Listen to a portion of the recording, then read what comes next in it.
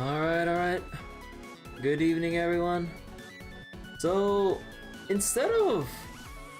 what was it? Originally, we're supposed to be reading the Interludes tonight because the requirements have been relaxed for like, I believe it said 1 more month or so? I'm like, oh. I was like, okay, let's go do that tonight. And then, when I booted up FGO to convert my stamina, I was like, wait, why am I getting a PV? Why am I getting... I was like... And then I was like, oh, 6.5 is out now. I didn't realize that. I think I might have missed the date, but I thought it was like... I thought I had like a couple more days time. But, yeah. The Lostbelt 6.5 is here.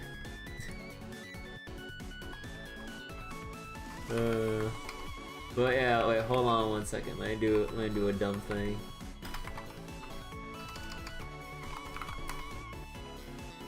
Okay, but yeah. So technically, even though Lostbelt 6.5 is, you know, obviously permanent, and the relaxed requirements for interludes is like, you know, temporary.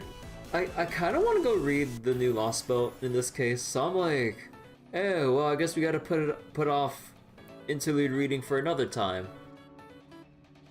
And yeah, I got my phone all charged up. Should be good to go for at least 4-ish hours tonight, depending on how long my phone battery will last for.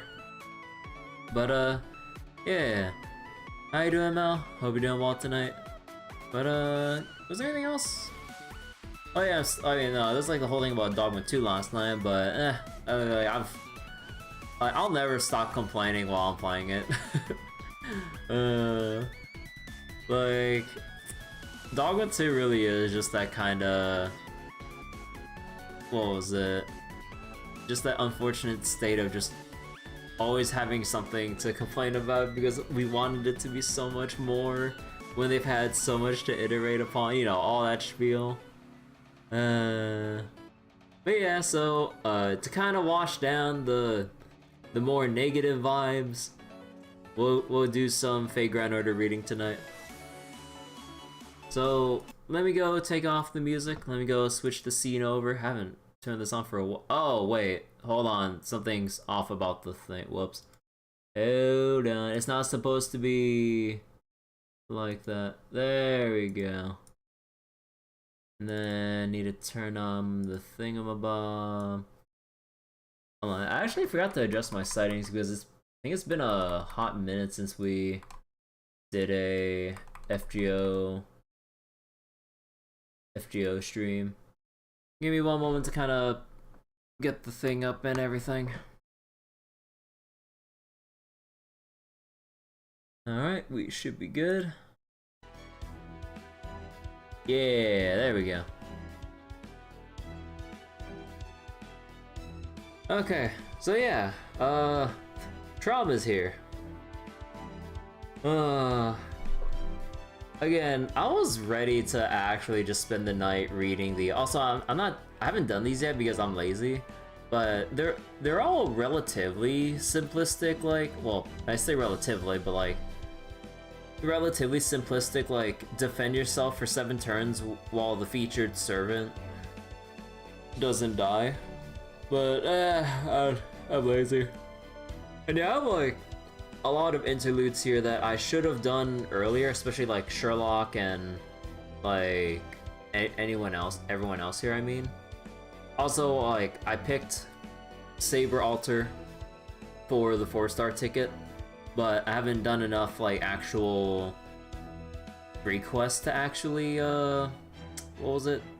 Unlock the interlude. But yeah, we got, like, Hokusai, we got Charlotte, Scotty, like, Avasbron. Like, we got a lot to look through. But unfortunately, we'll have to get through this another time. Although there are some people who have, like, actual skill upgrade or NP upgrades here. Oh, let's see, Avasbron. Then Chiron, I think. Yeah, I think that was how you pronounce it. Chiron, then Sherlock Holmes, who I don't have, but we get to do it anyway. But we'll have to brush that off for another time. Also, wait, who do I have right here? Oh yeah, Saber Altar with the rank up quest too, right? And also, I haven't really been doing my advanced quest for the drop rate up CEs.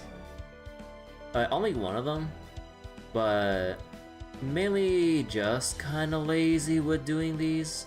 I'm not sure if any of these are actually like difficult, at least as far as the level recommendation says. But like, oh, is that how it works? Oh, they're gonna give out more copies as they release more, and then oh, okay. Some of them have tricky gimmicks to them. Yeah, I'll probably have to get around to these eventually, but I've just been super lazy with, like, clearing stuff in FGO. I mean, one thing I never cleared up in FGO is just all the way back here. Like, I never actually did the side story that was put up here.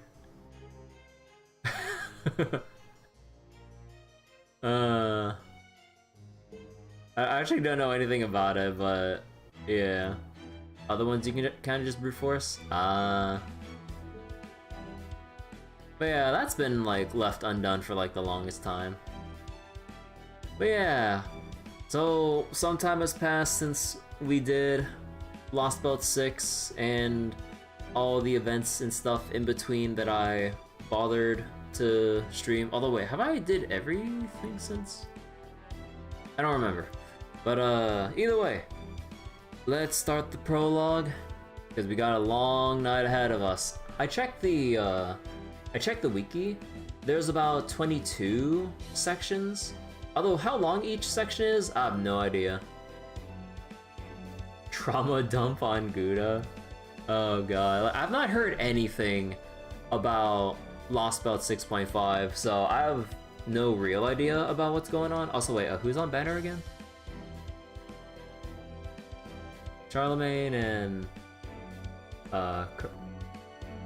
Crimehild or Crimehild? I don't know. Then Taion, Nikitich, Constantinos. Actually, how are they? I actually never looked them up. Vlad 4-star replacement. Oh. But yeah, let me see. I haven't actually like seen them before. So let's see. Charlemagne. Apparently he gets a strengthening, but let's see. Give one ally invincibility for 2 hits. Buff on attack where let's see, self-heal when critting. Extra damage from Charlemagne NP. If self doesn't have invincibility, increase NP oh, so you give it to someone else? Buff on defense, heroic king, if self has.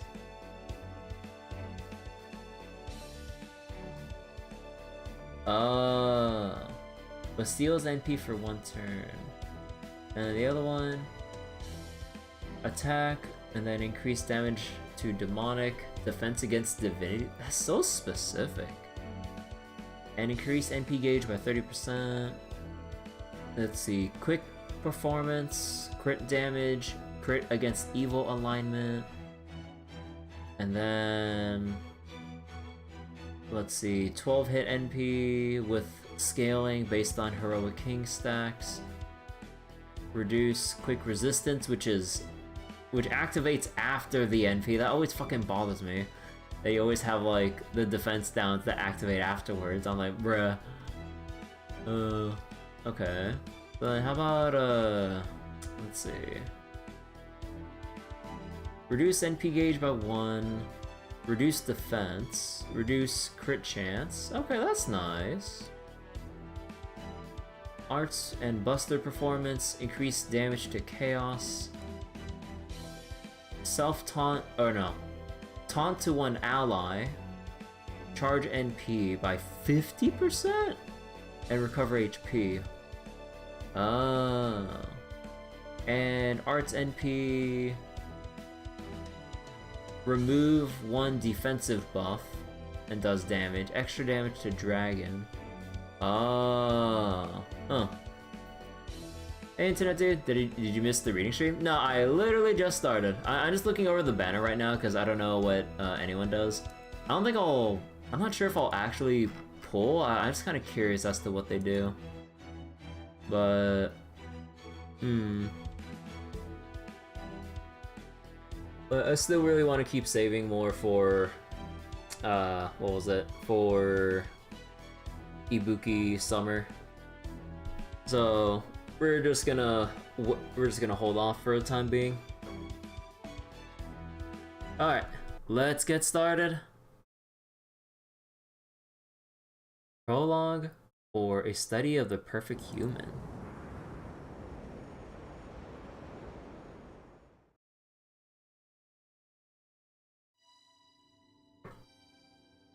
Thoughts on what constitutes a perfect human? I mean, okay, but that's kind of vague, isn't it? For a start, we'd have to agree on a definition for perfect before we can even discuss this.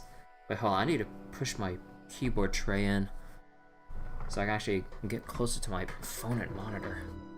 Oh shit! My armrest like smacked the tray, hold on. Okay.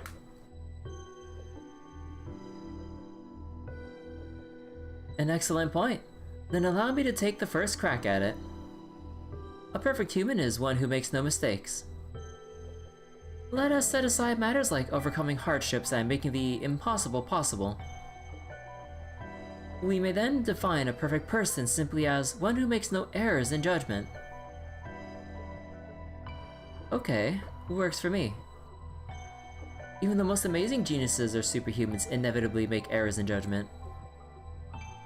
In fact, you could argue that the mark of a skilled, intelligent human being is their ability to resolve matters in spite of any oversights or mistakes they may make. But that wouldn't be perfect. Perfection is when you don't have any mistakes to make up for in the first place. Even if a person is average in every other regard, if their decisions are always correct, their actions, and by extension, the person who performed them would be perfect. So by that definition, that would make someone who never overlooks anything a perfect human. But the moment they do overlook something, however small, they are no longer perfect. Is that what you mean, Scion? Yes, that sounds right. It is a shame that a single careless mistake is all it takes to knock someone off the pedestal of perfection. However, were we to use your definition, Da Vinci, we will face a paradox. If a problem can be overlooked by a so-called perfect human, then that problem is more perfect than the human. Assuming it's equal to the task of deceiving a perfect human who never makes a wrong decision anyway. Oh, but in that case, maybe it's a situation where it only seems like someone made a mistake. But in reality, they simply chose to overlook the problem. In other words, a case where the perfect human deliberately overlooked the problem in order to be perfect. The problem in this case shouldn't be solved at all. In that case, overlooking the problem would be the correct choice. The perfect choice for our purposes. But at that point, I guess we're just arguing semantics, huh? Are you done with the side chatter? The Stormboarder will be leaving the Arctic Circle soon. You two aren't just passengers, you're our technical and special advisors. It's your duty to make regular status reports, even if they don't have much new. Whoops, my bad. You're right, Captain. We did in fact originally come to give you a report. Then allow me to explain Novum Chaldea's current situation and our next steps.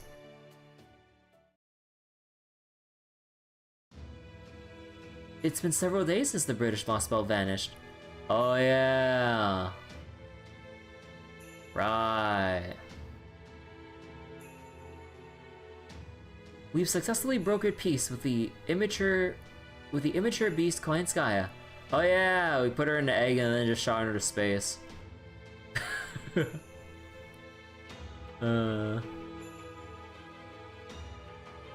However, immediately following this, we were attacked by the foreign god and lost our temporary base in the Wandering Sea. Fortunately, all of Nova Chaldea's staff managed to escape the storm border, or to the storm border. We struck back at at foreign god, that is, Olga Marie, with the same gravitational destruction she used on the Wandering Sea, confusing her long enough to... Well, I would like to believe that her not coming after us means our plan was successful. Unfortunately, she is so far beyond what we would consider normal that it is impossible to be certain. At any rate, both Spiritron calculation engine Trismegistus 2 and near-future observation lens Sheba have been brought aboard the storm border. Now it serves as Chaldea's flying base of operations. That is the situation in which we now find ourselves. Now that we have escaped Olga Marie, we are currently using Trismegistus 2's prognostications to move between different safe zones. Despite encountering our share of difficulties at our various stops, we continue our flight even as we speak.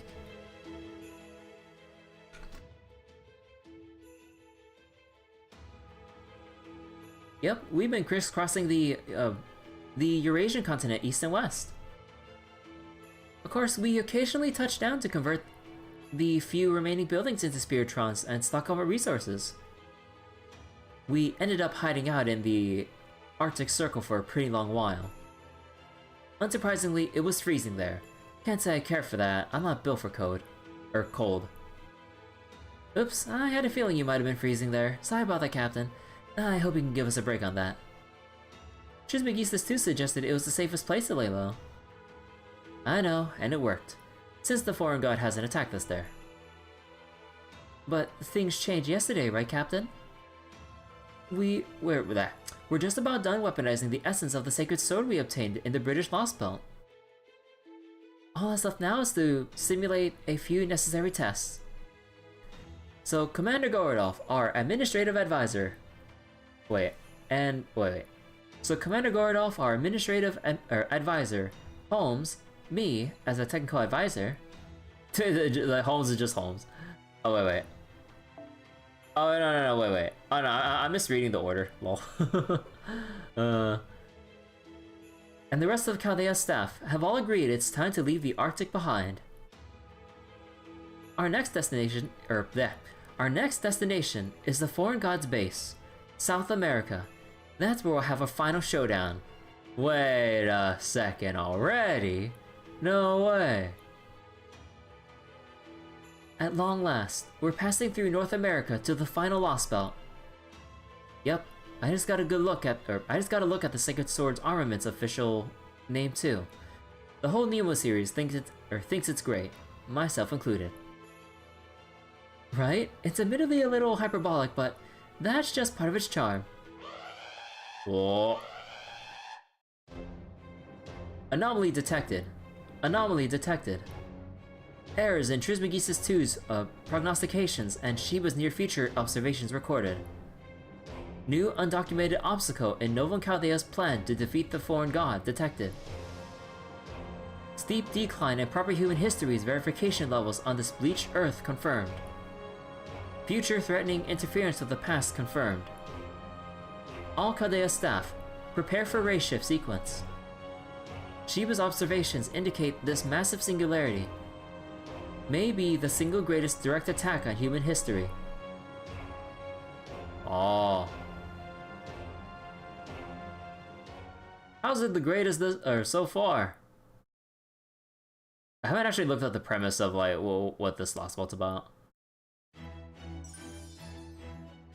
My only friend is the coffin maker. Oh wait, actually wait, because the readings might actually take a while, I'm gonna actually exchange like one blue apple. There we go. Wait, I've been exchanging like a bunch of blue apples. Got like 71 stocked up so far. Hey Bryce, how you doing? We just got past the prologue. And also, again, rip the interlude reading. We have a month to get back to this. Although, wait, I think with all the other release conditions, it's only Sherlock that has the interlude. Oh. Well, either way, yeah, rip the interlude reading stream. I mean, technically, Bradamante is also on there. Oh, did I miss the thing? Let me see.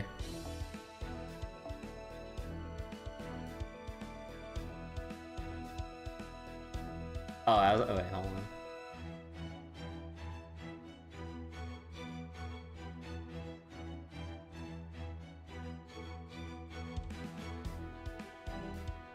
Wait. Do I already have her? Yeah, I already have her. Wait, no reading stream? No, we're, like, we just read the prologue. I'm just kind of, like, skimming through the interlude stuff, internet dude. Okay. Let's get back to section 1. Of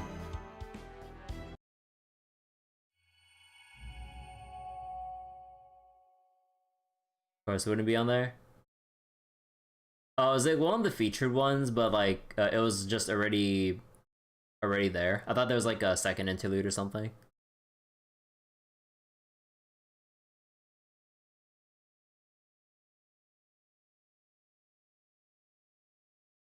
One of the free ones? Ah.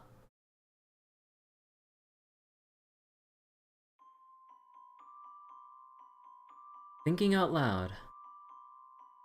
Can't understand. Are they alive? Are they dead? Are they standing? Sitting? Do they care for anything?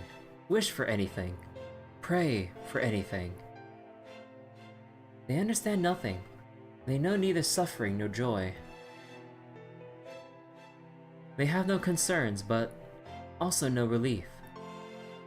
Only hunches and chills tell them the end is coming. And so they die out here, miserably, meaninglessly. But something buried inside them kept them alive for just a little longer. So please, try to remain human as you should, to the very end. Turn not to prayer, but to song. It is all can do.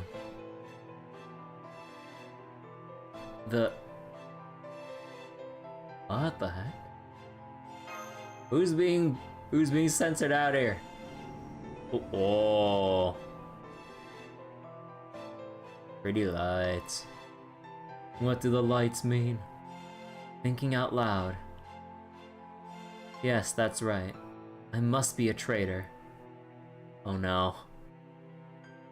I've been betrayed. Wait, I've betrayed both proper human history and sincerity. It must be my incompetence. Or maybe it is how capable I am. At last, the day my sins, my evil deeds, and my duties all come to an end. Oh wait, and my duties all come to an end shall arrive.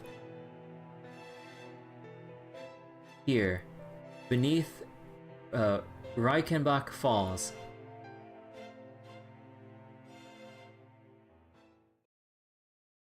Reichen or Reichen? I have no idea. I think Ken, right? So here's what you need to know about this massive singularity. We're screwed. The era is somewhat unstable, but we do know that it is sometime after AD 1700, within a margin of at least 100 years. This is that chapter? Oh no. The location is presently unclear as well, but based on the vegetation we have discovered, we can rule out the Far East, Africa, and Europe. Our best guess is that we are somewhere in America. The magical energy levels are not as high in the age as in the Age of Gods, but we are seeing tremendous fluctuations in readings. The magical energy ripples are so enormous that it's like observing a pond on a rainy day. Frankly, it leaves me thinking anti-army noble phantasms might be popping off like fireworks in the singularity. Oh, we warn. And then, there's this foundation of humanity rating. Error. Error? Not the EX rank that signifies non-standard values? Correct. It does not even register as non-standard. It's like nothing we've ever seen. Generally speaking, the smallest of the minute singularities are rated at E-. Any lower than that and they wouldn't qualify as singularities. Maybe it's just a bug in the system. I hope so. Well, either way, I'll continue to monitor both the rating and the singularity as the situation develops. But the point stands that at the moment, we have many questions and precious few answers. And we're essentially in the dark, which means we won't know more until we go there. I hate to just fly by the seat of our pants, but I don't see that we have a choice. Fortunately, Holmes is one of the servants best qualified for this particular race shift. Once you get there, I'm sure you'll be able to get to the heart of the mystery in no time. Right, Holmes? It's quite a responsibility, but you may rest assured that I am up to the task. Uncovering the truth is the very essence of a detective's calling. Glad to have your Buritsu on board. How very welcoming of you. That's all you have to say about the singularity, yeah? Then I'll take it from here. You'll have one other servant accompanying you on this mission, though I'm sorry to say it won't be Mash. Ah. Man, I'm gonna have to change the thumbnail later then. Over on YouTube. Right. I'm afraid the Ortonax is still undergoing maintenance. In my capacity as technical advisor, I really can't allow her to race shift until maintenance is finished. I'm not surprised. All those arduous battles in both Fairy Britain and Tungska could easily have thrown her spirit origin off a bit kilter.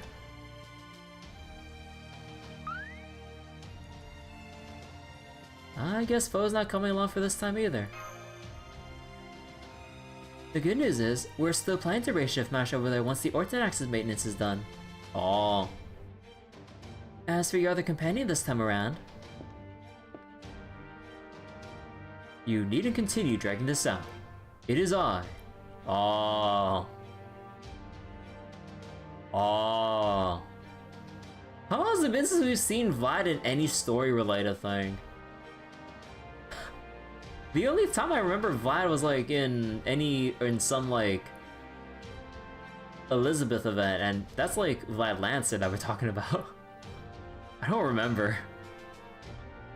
But if you had to pop quiz me on like any one of his like story appearances, like main story or event, I don't remember I don't remember what exact ones to recall.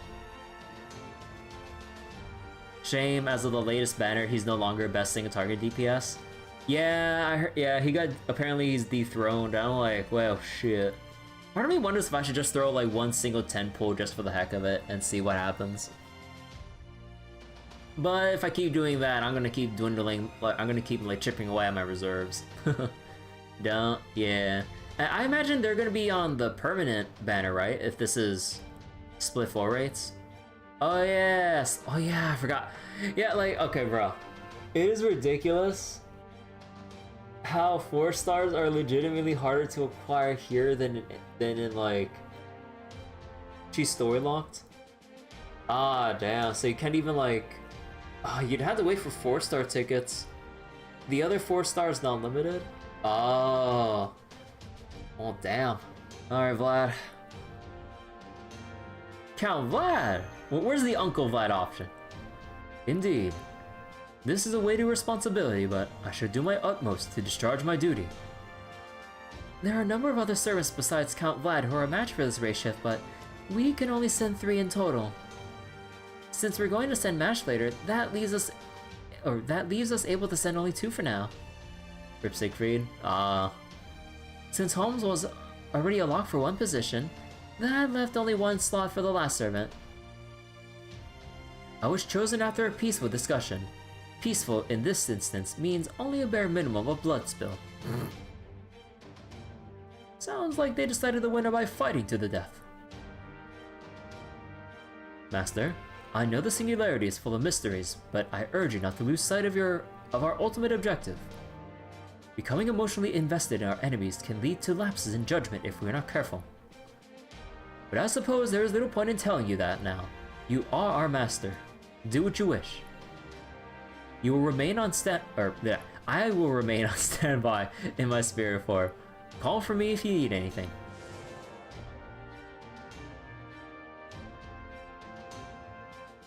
I, for one, feel better already. As a matter of fact, we will also be race-shifting one more very special guest.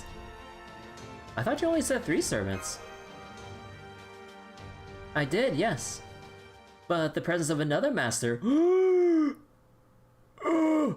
will give us a much wider range of options. Scion, does that mean...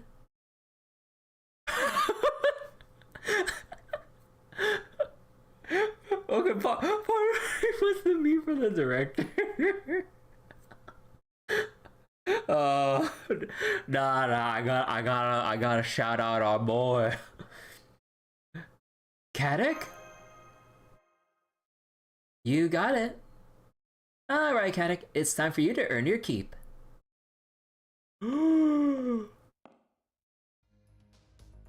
Oh shit, new duds. You know it's serious when the main menu theme is playing. Yo! Dude, that coat looks like warm as hell. Oh my god. Dude, he looking good. Look at that outfit. Yeah. Caddick Lupus, Master Team A, reporting for duty. Caddick, but you're one of the cryptors. We can see why Anastasia liked him. Oh yeah. Yeah, I actually know that, but my Lostbelt is long gone. And I obviously can't escape to Olympus anymore either. Surrender is pretty much my only choice here. Not that I expect you to trust me just because of that. Hell no, we don't! That's okay. I just have to prove you can through my actions. What's with that collar? It's a shock collar, I mean... Huh. Nothing gets by you, huh? Go on, Scion. Tell it. Wait, is that actually...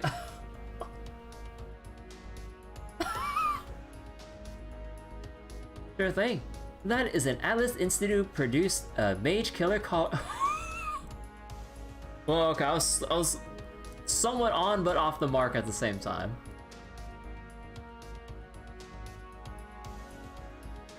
We will be monitoring Caddick during this mission. If he tries anything funny, the collar will activate and completely destroy his magical circuits. Of course, anything funny includes trying to remove the collar himself. We do not want to kill him. But if he tries to use the collar to intentionally destroy his magical circuits, that is what he'll be. Oh, and be careful when using Magecraft too, since any unauthorized spells could trigger the collar as well. Oh. I feel like that's gonna rear its ugly head later. Damn, you guys are brutal. But fine, I can deal. Caddick? Yeah. It's good to have you on the team. High five. Yeah, okay. First piece of free advice. Mages shouldn't be so quick to offer someone a hand.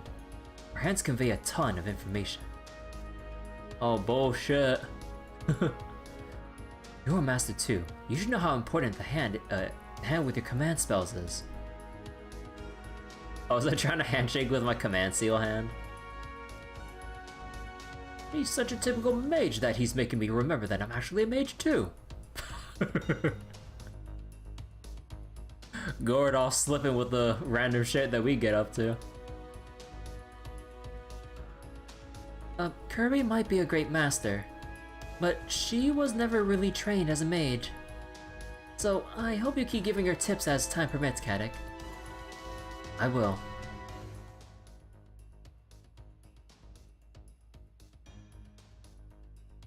What about his serious light, Miss Scion? I was unable to remove it, but please keep it to yourself now. Understood. If the foreign god could activate the Series lights remotely, she would surely have done so long ago. There is little to gain by letting ourselves become overly concerned. Yeah, good point. And since the Series light is still technically a command spell, the caller should suppress it before it can activate. Granted, we would prefer to avoid testing that theory if at all possible. So, what's going on?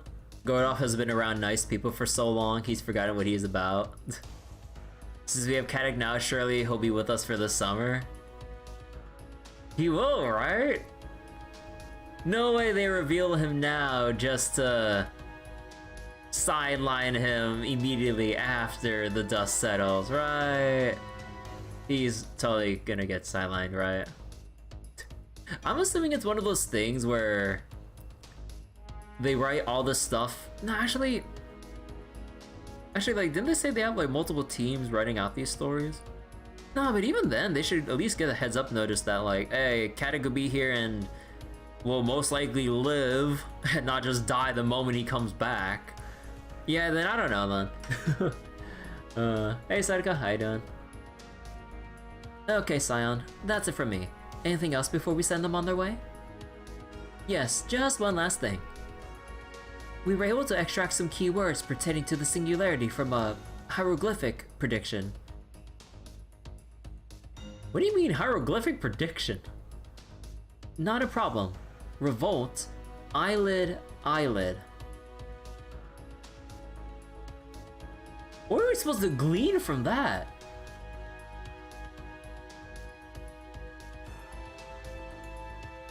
What the heck does that mean? I am afraid I have no idea either.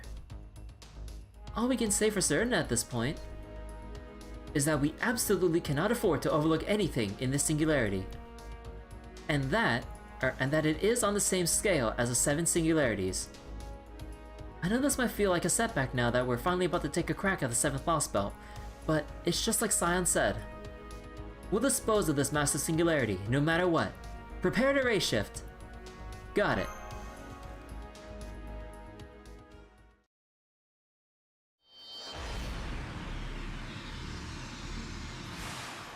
You know, there's one thing I haven't consistently done with my YouTube streams in a while. I haven't time-stamped some of the other VODs in a while. Definitely need to remember to timestamp the FGO VOD after this, though.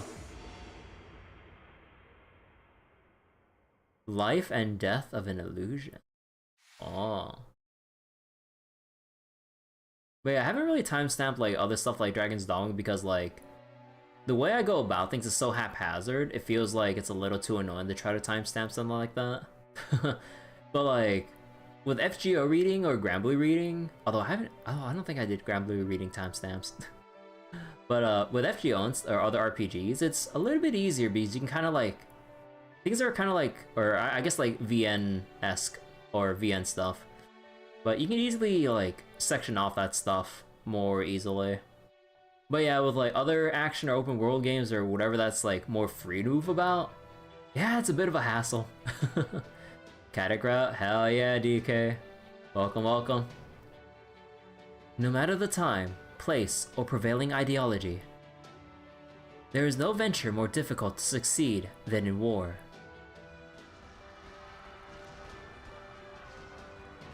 I'm going to die, I'm going to die, I'm going to die. Death comes, regardless of race, gender, or age. The talented, the hardworking, and the lucky all die with shocking ease. When living beings die, they become lumps of inanimate meat, but servants don't even get that much. When they die, they vanish without a trace, as if they had never existed at all. Death. Its coming is so mundane. It's enough to drive one crazy. Both heroes who save their nation and anti-heroes who have harmed countless people are dying for reasons unknown, as though it were completely natural. War never changes. It doesn't matter how much the times change, or how far civilization advances. The final stage of negotiations is two sides killing each other. They have but one goal: rebellion. Not against the king, or God, or even the world, but against proper human history itself. Oh. War against proper human history? Huh.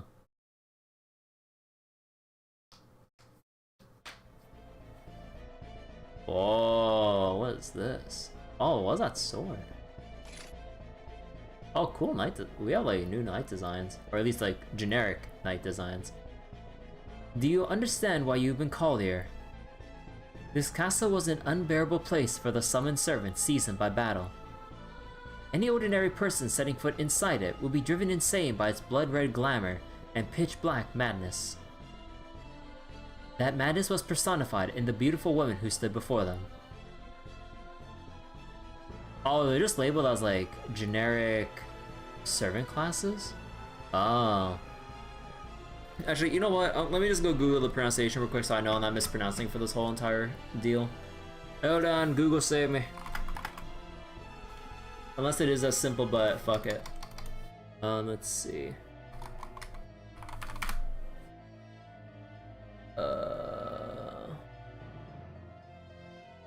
Wait. Let me just look up like 2 or 3 different videos so I get like...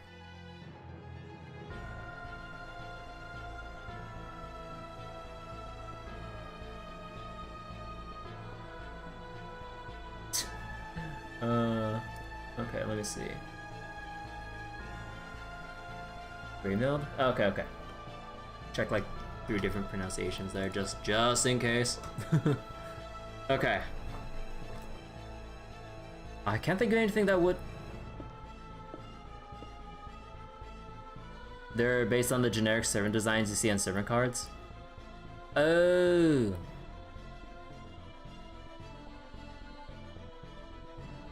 Her name was Kriemhild. The queen from the... How the fuck? The Nibelungen... Oh wait, Nibelungen lead...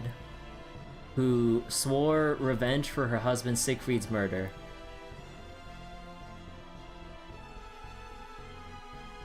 Desertion in the face of the enemy.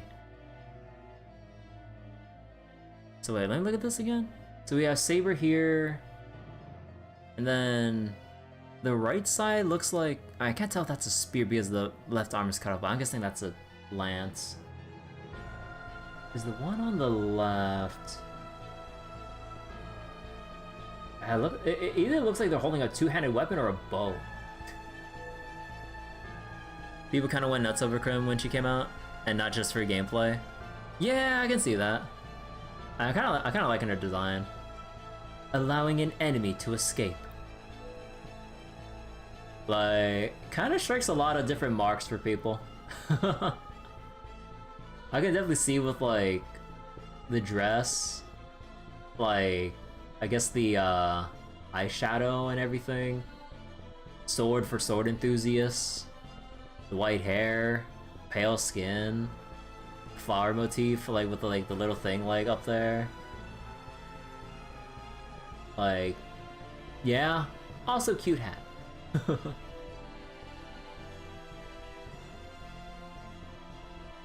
Oh, it is art. Oh, I didn't notice the quiver because it was grayed out a little bit. So wait, her dynamic with her husband looks shared VA with the main character of an anime that was running at the time. Kaguya? Oh, Kaguya-sama? Ah. Disrupting the battlefield as part of a relentless pursuit. Oh, that's Ryder. Speak. I retreated because Ryder disrupted the battlefield. If I had stayed, I would very likely have died. That wasn't an enemy, it was just a child. A tactical error on my part, and one for which I apologize profusely. I see. Death it is. Oh. Oh. Oh. If we had held out, the city would have fallen, but my men wouldn't have died needlessly. The penalty is death. Archer, there are no children on the battlefield. Even if there were, they would be servants. If even that escapes your understanding, then you shall die as well. As for you, Ryder... Oh! What? Why? You pretended to be contrite, hoping to save your life, because you know what I'm like. I have no need for one so shrewd and self-serving. Curse you. You're just woman-driven mad. A revenge. Oh, you see the head moving? Oh, you see the head moving with the body falling over from the bloodstream? Oh shit. Again, it's like the little details you like come up with when you come up with in VN format that always like amuse me. Do you think that is a revelation to me? My, once again, you've made quite a bloody mess. Is cleaning up messes not your job? Zheng Jue? Is that pronounced? Oh. It even has the signature beard. Well, oh my, wait, dude, that goes so... Dude, that goes off song, goes off screen. God damn. Wow, that scar though, oh my god. Or marking, depending. Indeed it is. Or rather, it's my puppet's job. Go on then, get to work. Say hello to our next low rarity servant. Ah. He has a special niche? Ah. How goes things on the front line? A deadlock. Still, his talent for defense is almost maddening. Well, he is a renowned hero for a reason. Oops, my apologies. How fare things on your end? I've been mustering my Taiping Jing and my knowledge of puppet soldiers to the best of my ability, but it's still going to take some time. You may have all the time and money you need, just be sure you succeed. Fail, and I'll have no choice but to cut your head off too.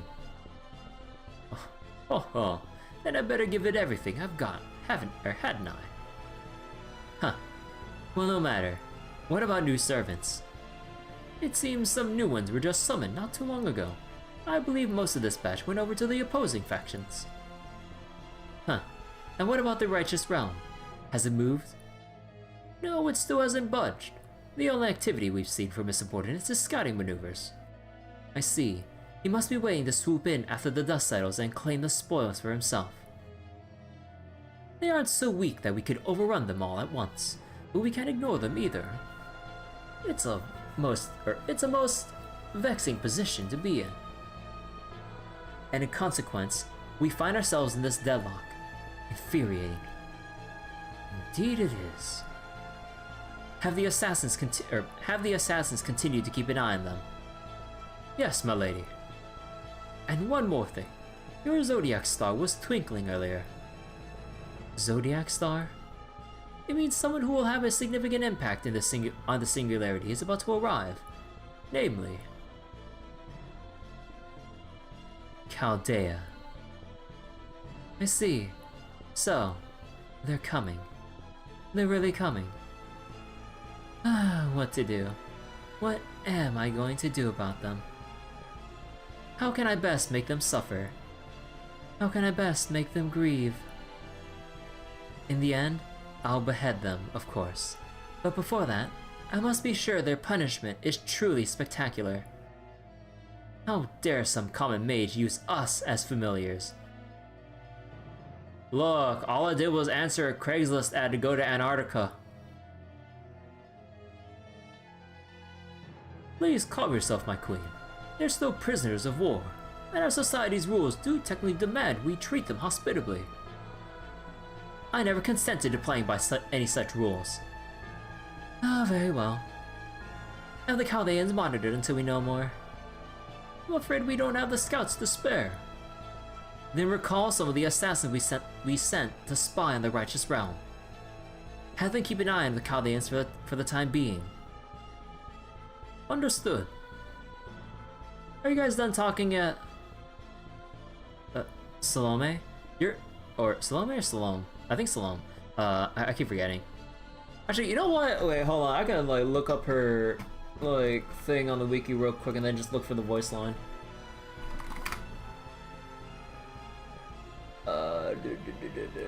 Dialogue.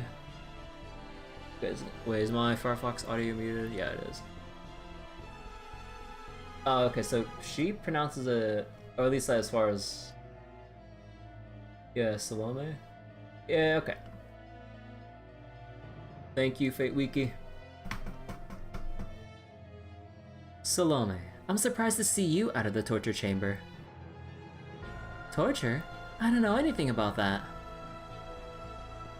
You know, aside from like seeing Salome in like, I think 1, maybe 2 events, I don't think we've seen her anywhere else, right?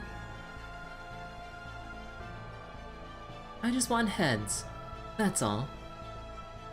Ah, never mind. Now, what is it? What's Chaldea? This is her actual intro? Yeah, the other times we've seen just like very brief instances of Salome just pop up and that's pretty much it, right? Just basically like not so relevant like cameos essentially. Well, to make a long story short, I would say there are enemies, nothing more, nothing less. So you're going to fight them? I'm going to kill them. Oh. Just like how Charlotte was formally introduced with Lostbelt 5? Ah. Well, if you have any important heads you want to keep, would you let me hold on to them for you? I'll consider it. I doubt I will, though. Really? That's too bad. Okay, I'm going out for a bit. Want me to pick you up anything? Maybe, some... Sacher... Torte? It's really good. No, thank you. Okay, bye. Are you sure she should be allowed to run about doing as she pleases? That's the way of life she sought as an anti-hero. There's nothing to be gained from denying her. The important thing is that she's a strong fighter. Let her have her fun. As you wish. The preparations for the experiment have been completed, Lord Zhengjue. She is. Great. I'll be right there. If you'll excuse me, my queen. How irritating. This is all so irritating. Chaldea, the king, the emperor, I can't stand any of them. It's all that hero's fault. I might just fall apart if he isn't summoned soon. Come on, hurry up, hurry up. Huh. Oh my god, this goes on forever. Oh, there's a Lancer class. That concludes my report, sir. Hit him. Constantinos himself.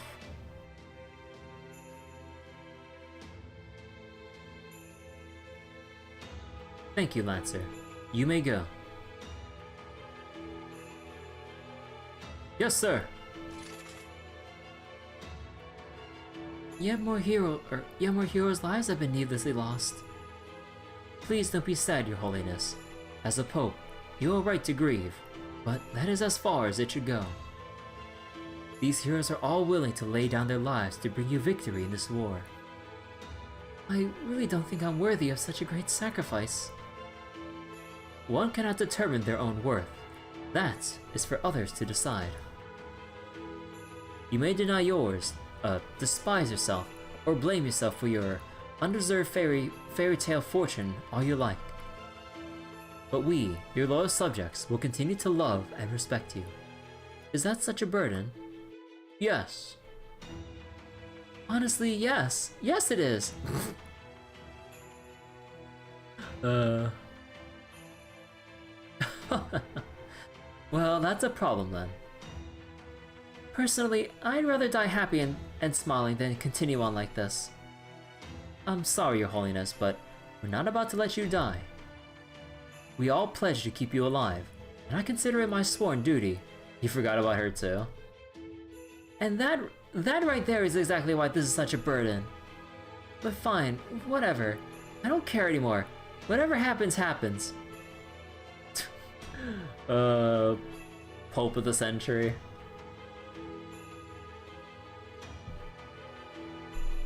But can I at least ask you one thing, Emperor? Can I guess who she is?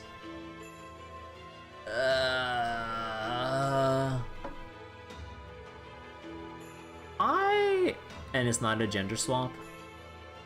I know nothing of any religious figures. Have I played Persona 5? I've watched streams, but I've never played it.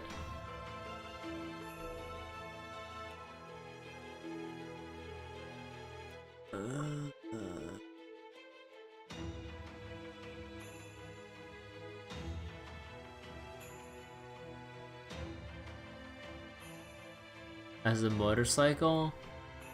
I actually forget the name.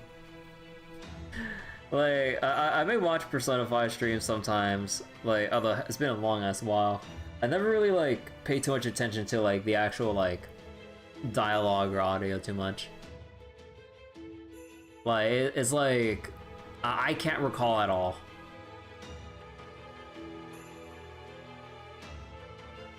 Interesting historical figure. I blame myself for not remembering enough from history class, assuming it's something you learn in history class. What is it? Those atrocities you and the others are committing. Well, they ought to make my desire come true. Are you putting your lives at risk because you want to do these things? Never heard of her, personally? That's a difficult question. If that really isn't what you want, then I can offer you my own life, for what that's worth, or for what it's worth. So she was too cool for history class. They only teach the boring shit in school. Honestly, yeah, like there's like a lot of things that are kind of left out, or that they just can't fit in like history class unless you go to like specialized like history classes in high school or college even. Because like I remember during high school and stuff, like with different elective classes or like whatever, I think sometimes you had to choose like, or wait, no. Actually no, how did my school structure learning history again? Actually, I kind of forget if you get to choose like a specific category or if there's a different category each grade. Yeah, kind of. I don't remember how my school does it. It's probably like the same, like, or it's probably like one year has like one type of history that they learn, not like one you can choose or whatever.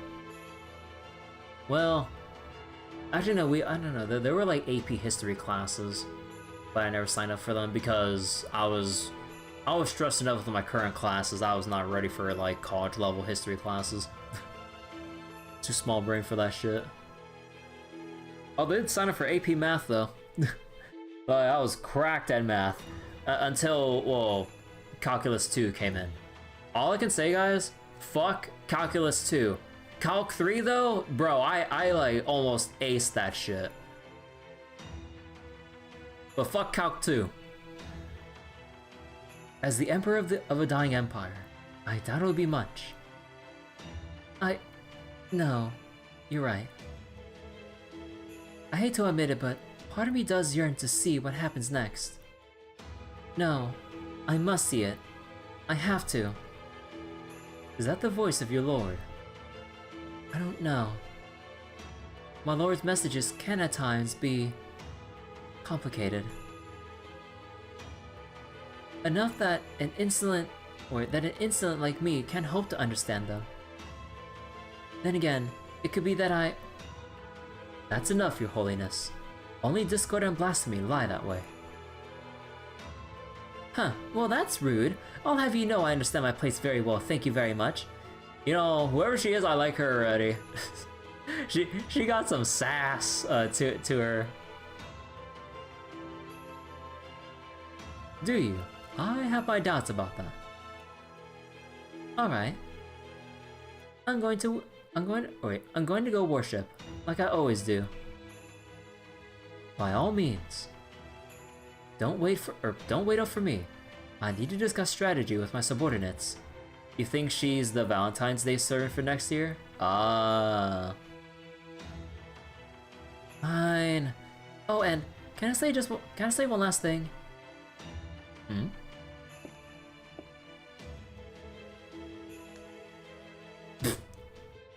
Try not to do too much evil scheming, okay?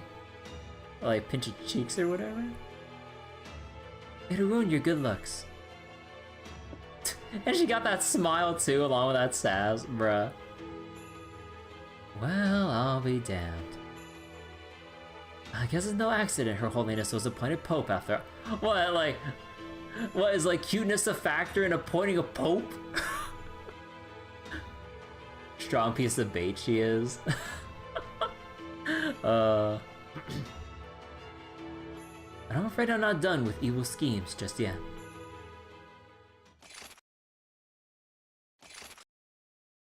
Oh. We are here, Your Imperial Majesty. Good. Let's begin with your report. Yes, my liege. A medium-sized force from the Revenge Realm attacked us 3 hours ago.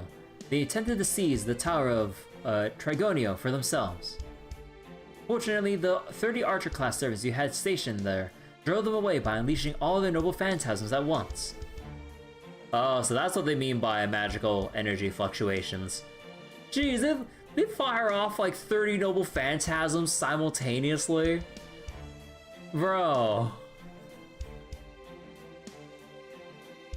I see. So it played out just as I expected then. Yes, my liege. Unfortunately, 10 of our other servants were killed when they tried pursuing the retreating enemy forces. I thought I told them to maintain our defenses, not to give pursuit. You did, my liege. Bro, they got thirsty for kills. Jeez. So wait. Pope Jean, a weapon who cross-dressed and deceived the Vatican all the way to becoming a pope, until they discovered she was a woman and killed her? Holy shit. She didn't do a bad job of being pope? Says a lot about the people during those times.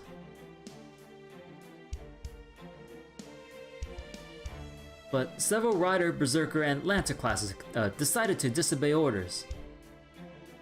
They were clearly trying to steal a march on the enemy and... So, you're one of the servants who violated the chain of command and went off on their own. Forgive me, my liege. So, like, sorry I did that or sorry I got caught? Now, allegedly, they checked to make sure you have Bruh. With all the kinds of fucked up shit, like, hundreds of years ago or more? Yeah, I would assume that would be a thing. Like, if there's one thing that, like... If there's one thing that always gets me a bit when people say that, like, they like to travel back in time to experience or, like, live in certain times, you know they're 100% bullshitting. Shit was terrible back then. It's like, if you like, weren't born a man. And even then, like, there's also, like, different classes or whatever, but, like, dude, shit's fucked. Depending on which time period or place or region you go to. Shit was better in some places than others. Yeah, it depends. But...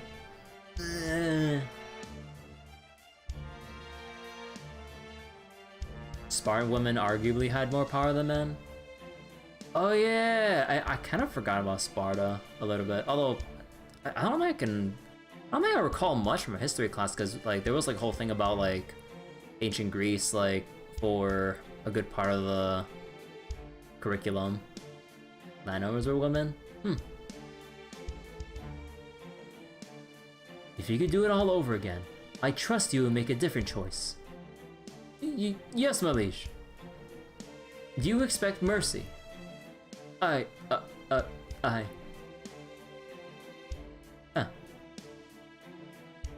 Sorry to scare you. I understand. As a warrior, instinct drives you to take advantage of opportunities for glory in battle. I couldn't ask my soldiers to suppress those instincts any more than I can ask them to stop breathing. I forgive you, and I ask that the rest of you go easy on them as well. This should go without saying, but achieving great things is your top priority. Even if that means occasionally disobeying Bro, like the stark differences of like disobeying orders and then it's like, okay, I forgive you, or off with your head. But then it's like, oh, you disobeyed orders to pursue an opportunity that resulted in getting people killed. It's like, well, that's okay. Like, as long as you understand that it's like we know as a warrior, like you gotta trust your instincts. Gives you an idea about the red-blue factions. Yeah. Yes, my liege. Very good. Next. These two were caught fighting. Always the berserker. You know that fighting between servants is forbidden, especially in this realm. I therefore sentence you both to the rear guard during the next battle. Damn, nothing's more punishing than like a bloodthirsty warrior getting put in like the rear guard or back lines. Alright, you got your sentence. Now move. Damn, no complaints? Holy shit. I'm the last one. Oh, I'm surprised to see you here. You've always been such a model soldier. What could one of Alexander the Great's own, have done to get in trouble? Well, I might have nuked the shit out of a huge area and caught a bunch of our soldiers in the blast. Oh! Unforgivable. You have done the one thing that is absolutely forbidden in this realm. Betrayal? We will not tolerate proper human history. Only rebellion is permitted here. Oh.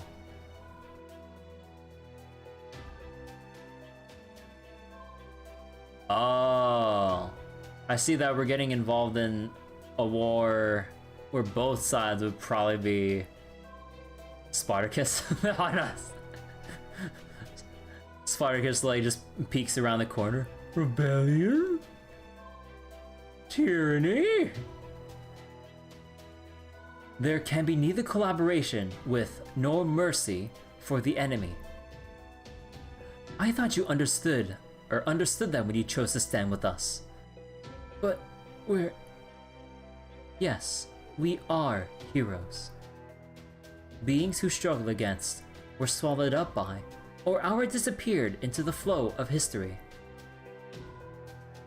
The shackles binding us to protect humanity are gone, and I cannot forgive proper human history, though I admit is a completely one-sided grudge.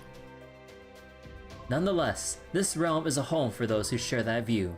Something must have gone wrong with you when you were summoned. You were the ones who've gone. Perhaps, but I cannot stop now. Ooh. So zero tolerance on both sides for proper human history? Well, at the very least with Creamil, like she specifically mentioned Chaldea with the Zodiac Star prediction from Zhang. I'm off to worship. Leave me. Yes, my liege.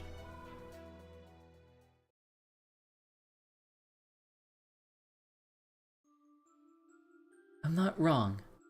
I'm not lost. Normally her prayers would be for others, not herself.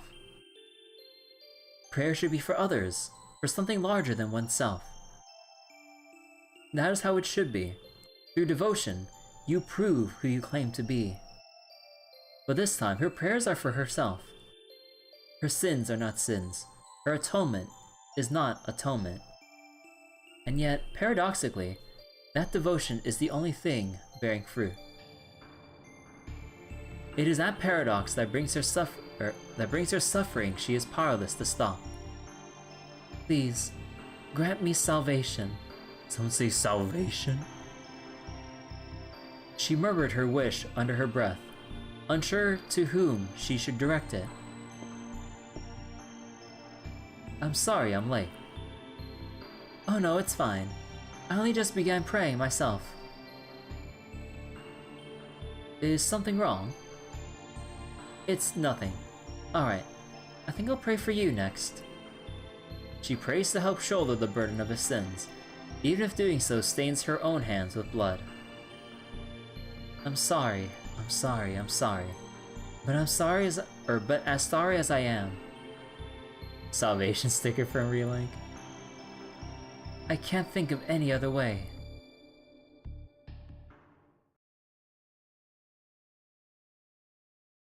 Oh my god! Even tangents aside, dude, this cutscene goes on so long! That concludes my report. According to the caster's analysis, the other two realms battle ended in a painful draw. Green faction time? So we literally have RGB. Okay, so we got 3 factions here.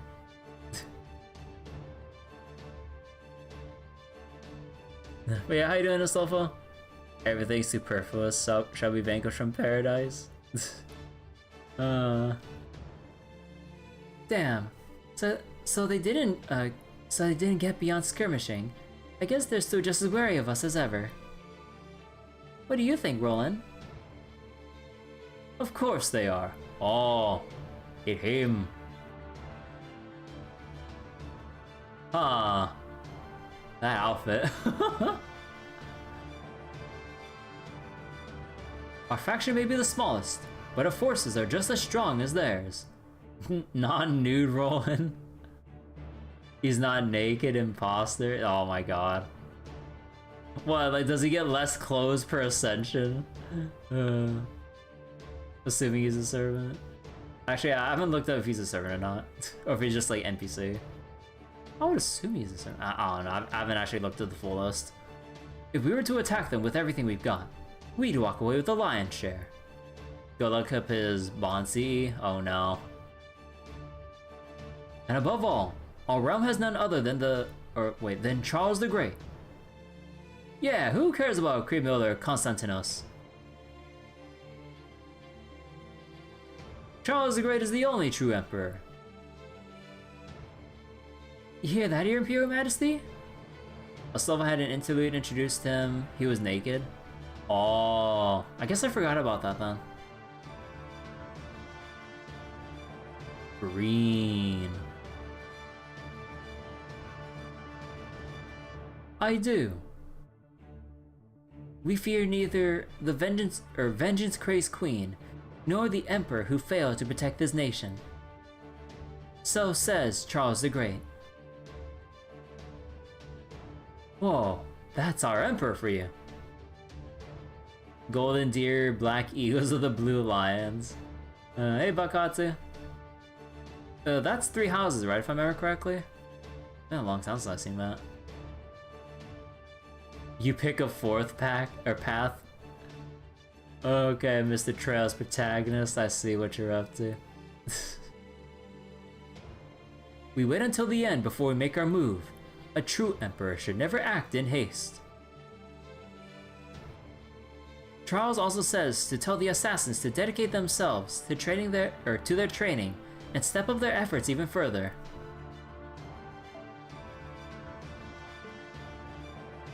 Huh. Also, huge lance, wait. Huh.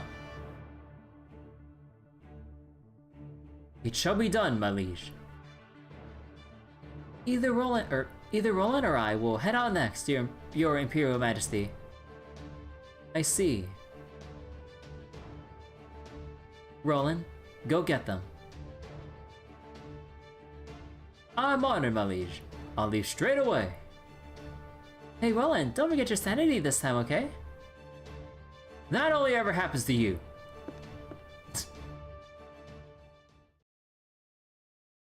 Ahem. So how's it going? It wasn't easy, but we managed to survive another day. What a relief. You did great, sir. Are you sure? All I said was indeed, and I see.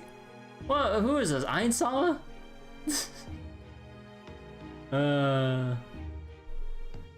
There's nothing wrong with that. Sometimes even a few brief words can speak. Oh my god, this really is Momonga.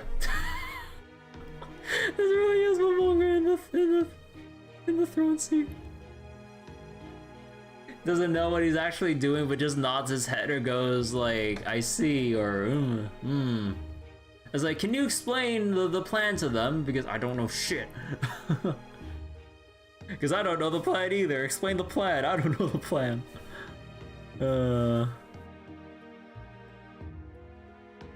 And frankly, if you're to say more than that, your imperial aura would be somewhat diminished. Is it just me, or are you saying I'm not much like an emperor? It's just you. Ah, if you say so. But never mind that now.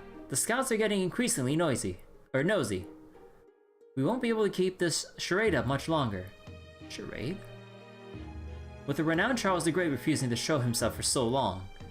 Oh. So they don't want anything to seem off until the real one shows up somehow. People will naturally assume that he's either gravely injured. Wait. Injured. Gravely injured. You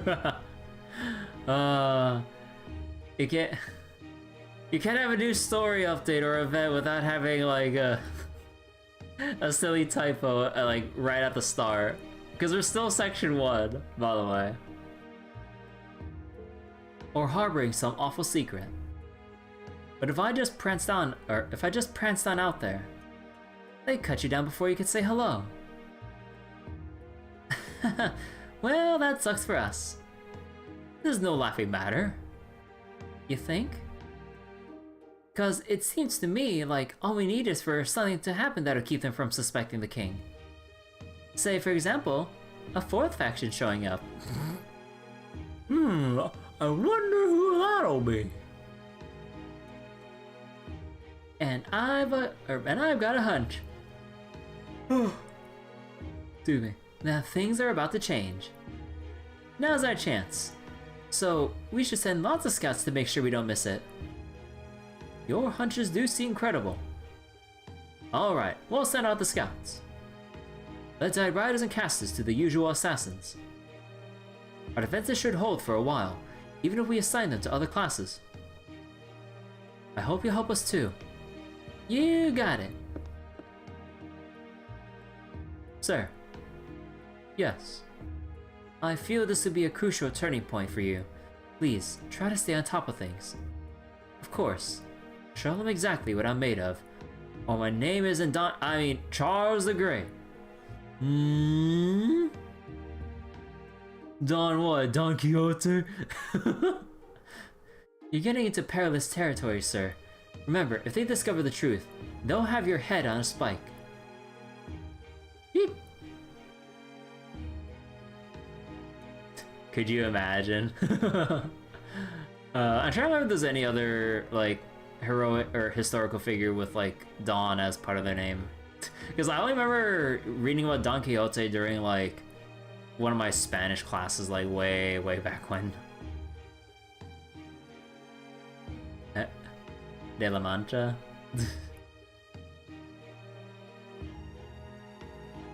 So you must be both cautious and bold. Is that clear? Indeed. The most famous fake knight in narrative history, surely not. Pepe laugh. Uma Poi in the distance for some reason. Now then, if a 4th faction is about to get involved, it would have to be them. I wonder what's going to happen. Bro! Bro, please tell me this is the oh!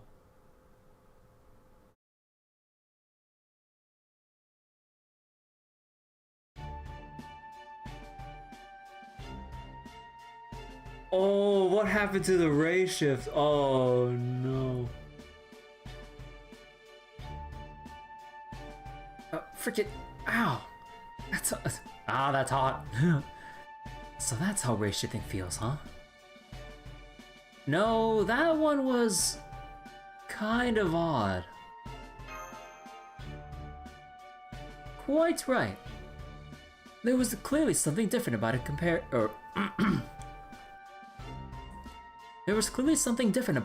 to our usual ray shifts. Ah well, this is my first, so I've got nothing to compare it to. I'll just have to trust you guys to figure out what's wrong. Master, are you able to contact Chaldea? Yes, Mash here, on comms for Chaldea. Are you okay, Master? We noticed there was an odd tremor during your ray shift. We're fine! When you say you're fine, but you're not really fine. That's a relief.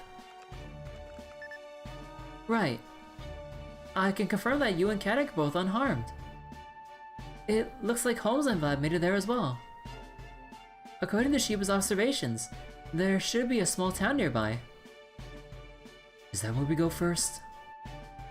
As in all matters, we begin by gathering information. We must learn all we can, even if we must take a few risks to do so. Well, that's a textbook answer. First, let me ask you something. Can you use suggestions? Wait, what are suggestions? Suggestions? Guess that answers that. So, this entire time, you've just been going around running your mouth, knowing the locals will think you're either crazy or dangerous. Well, at least their mystic code does have some magecraft built in to dispel some of the incongruity.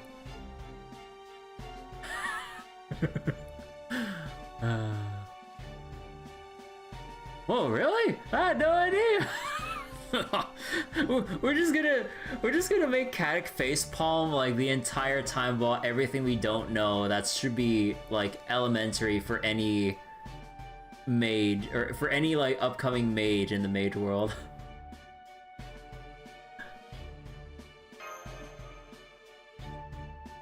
Me neither. Seems like the kind of thing you probably should have told her about sooner, but whatever. Alright, I'll use Traum suggestions on the locals. You think about what you want to ask them. Will do. So where exactly are we headed? The town is due north of you. Then let us be on our way. It's a shame we don't have any horses. I'll bring up the rear then. Kirby, Katic, you two stay in the middle. Sure.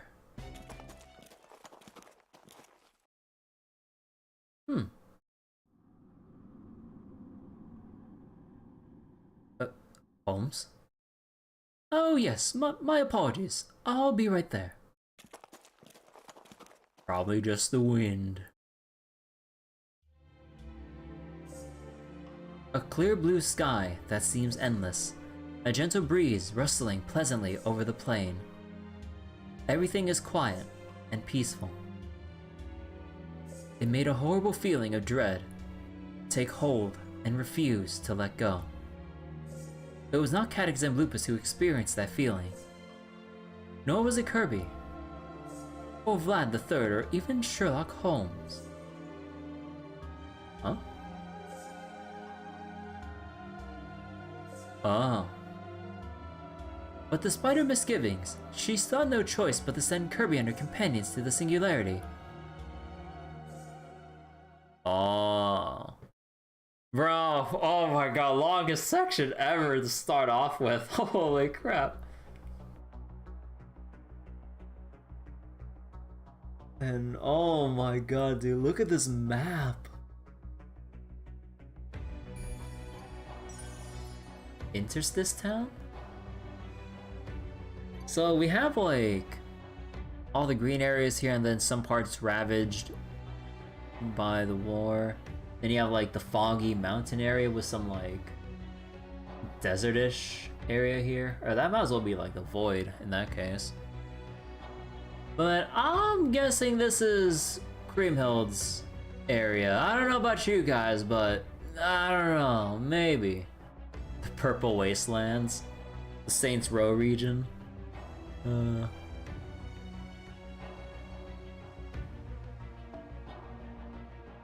I get it's so funny that all this time we still have the second arrow. It reminds you of Terraria. Oh yeah, the corruption, right? Dude, I haven't played Terraria in forever.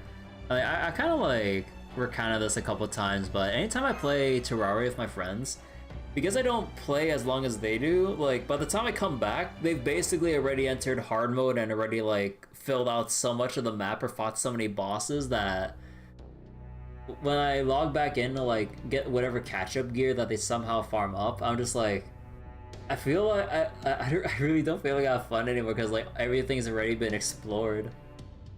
To be fair, hard mode doesn't take that much time. Yeah, but I'm not really the most experienced, and well, the problem kind of compounds on itself when like everyone else just spends that much more time and therefore becomes more familiar with everything and gets to hard mode again that much faster, like repeatedly, and I'm still like trying to remember like the basic progression, or I'm just like, I feel like I'm just like hamstrung along sometimes. I play really slow. That or not as long as they do, because sometimes like, although it's been a long time since the last time I played Terraria, but I remember like everyone else would play like maybe twice as long as I would. But yeah, you know, it's main story when you haven't touched your AP for 2 hours. Hell yeah. At the very least, the good thing about this DK is that we can actually convert our excess stam into gold apples. Or, sorry, blue. I said gold apples. Blue apples. So there's actually no worry there. That's why you must play it solo. Yeah, I feel like for Terraria, you definitely want to do at least like one personal like solo run to play the game at your own pace.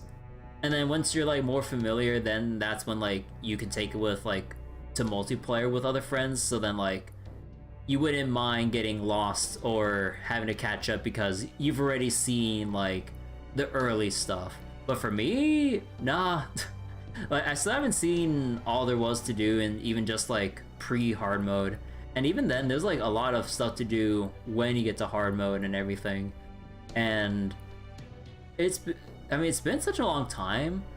Like I don't think I've played Terraria for the past, okay, how many final updates have there been? At least for like the past 3, 4 major updates? I forget. It was way back when. The whole town's been destroyed. And completely deserted as well. This won't do. There's something here that troubles me more than the lack of people. Where are the bodies? Like 3 or 4 final updates? Yeah, I think the last time I played was even before the final, or before their first final update, I think. So way earlier, I believe. How accurately can you analyze this debris, Mr. Zemlupus? You want me to analyze it? Like, measure how old the materials are and stuff? Just so. While I do have some degree of familiarity with the subject, I can only do so much. Terraria 2 already? Okay, Terraria 2.0 update, let's go! There's your Terraria 2. The final update, for sure. Certainly nothing compared to analysis that employs complex magecraft.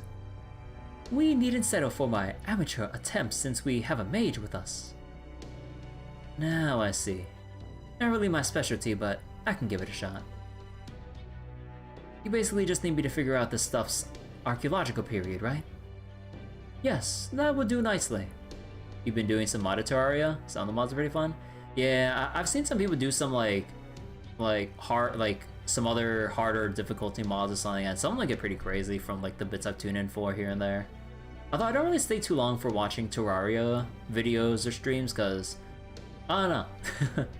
I don't really stick around with it that much. Like maybe I try to tune in for like a boss fight if it comes up or whatever, but aside from that, eh. I suspect that this debris was created through magecraft rather than human hands. Magecraft? Well, I'd say debris, but I mean the entire town. But let's wait for Mr. Zemlupus's analysis before I say more.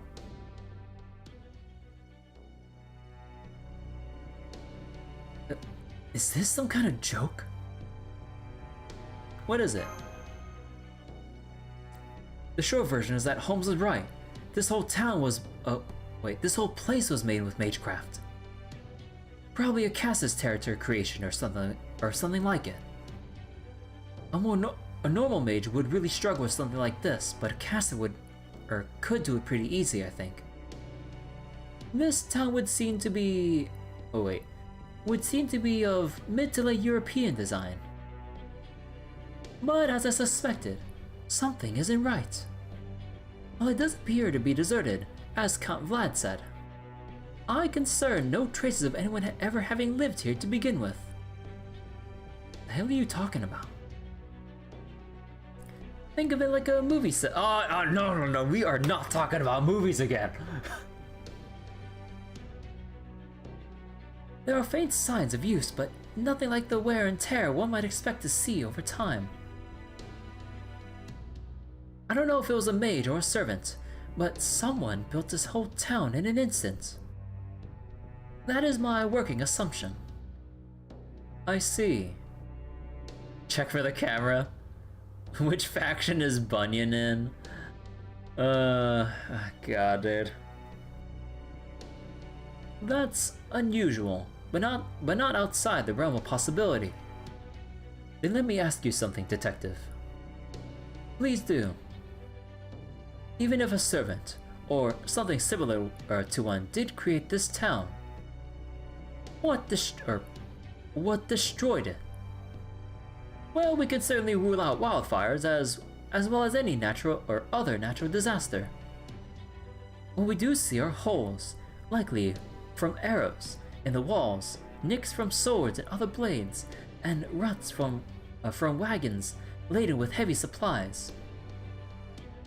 A scene we're all too familiar with. Servants fought a battle here. I thought so.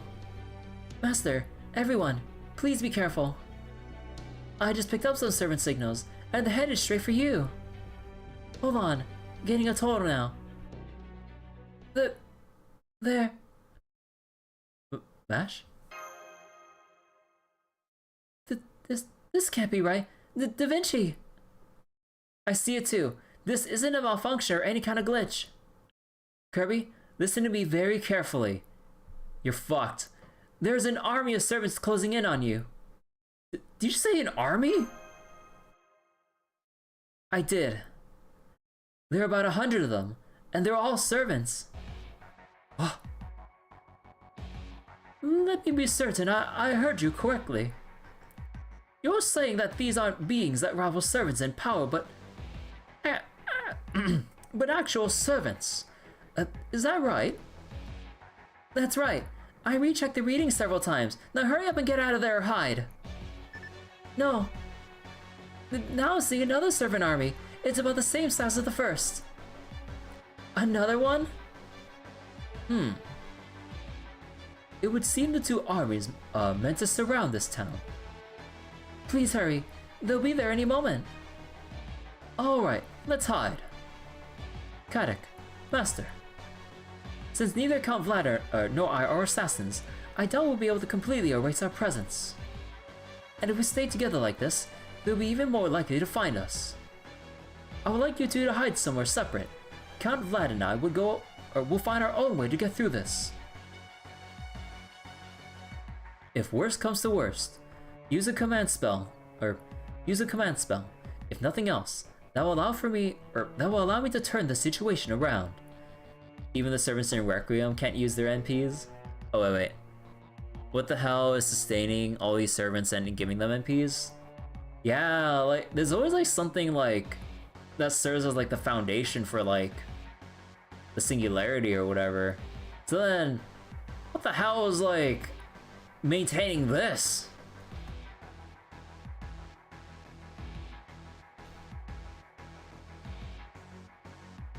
Got it. Also, there is something I would like to ask of you. Something Count Vlad and I will be doing ourselves. What's that? Pay attention to the servants headed this way. Try to find out what they're thinking and what they're trying to accomplish. What we need right now is information. Every action they take, every word they speak could be invaluable. Will do. Thank you, Miss Kirby. Then we shall meet again later.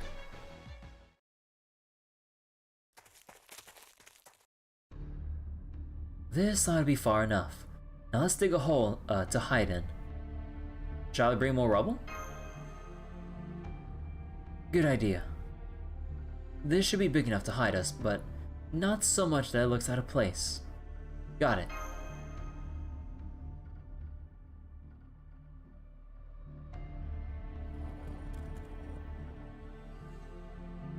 That should do it. Okay, Kirby, get in and stay put. A mouse's hideaway, a cat's shortcut. At times, shallow thinking can trump wisdom. What was that? A camouflage spell. I don't know if it'll work on servants, but it's better than nothing. Wow, that's amazing. It's like you haven't learned shit. Are you kidding me? It's one of the most basic spells there is. You know, we really ought to have like a mage training session or something with Gouda. I know like you're kind of like born with like the circuits and other shit you got, but it's like, man, we need to like study up or some shit. I don't know how much we could even do, but man, kind of just like, bro, come on. I haven't even been able to cut down my chanting time for it, so it's too slow to use on short notice. You have to imagine most of the magic classes they got were on magic no one can use anymore. But I guess that doesn't matter now. Anyway, it has some soundproofing built in, but keep your voice down anyway. I heard there are different schools of magecraft. Huh? So what? Want to know more about mine? If you don't mind. I was also hiding out here. Why not? Not like it's gonna last much longer. Hell, it's practically dead already. We got like 20 mystic codes that do all that kind of stuff for us. Why learn spells when you can have like a whole closet of mystic codes to sort through? And it's not like telling you, it's not like telling you about it is gonna change anything. It's anti-beast magecraft. Spells meant for fighting, well, wild beasts. Humanity has always been its own worst enemy, but beasts are a close second. An ordinary person can never beat a wild beast with his bare hands. Da Vinci can make all these, but not anymore with 3. There's only so much you can jam pack into these things. And then we learn from Da Vinci's like, oh, I just wanted excuses to make more designs. So it's not really a shock people came up with magecraft to help that. So you can probably guess how it fell into decline, yeah? Not much need for spells to track or chase animals these days. Plenty of substitutes for that. Of course, these spells can still come in handy against wild beasts. But then, there aren't all that many of them out there anymore either. That's what happens to all magecraft eventually, though. Spells change with the times, either becoming crazy strong or so weak they're useless. What, kind of like how mysticism in the Elder Scrolls games went the way of the dodo? I'll never forget Bethesda. They'd have us bro make a golem mystic code that works like a mech. Bro. That'd be sick. Didn't you ever think about giving up being a mage?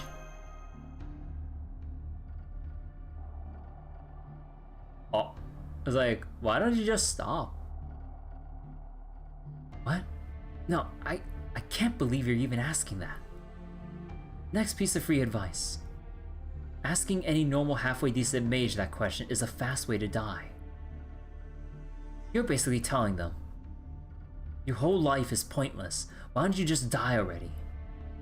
I didn't mean to. Not much I can do for you right, or not much I can do to you right now. Not with this caller.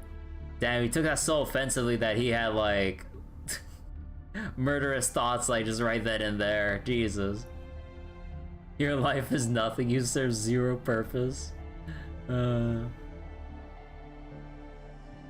Sorry, that was uncalled for. I should probably work with how snippy I get. One of these days. Narrator commentary. He did not. Anyway, I think we've run out of time to talk. I tried to get us as far away from the town center as I could. Now we just have to hope they don't find us. They're here.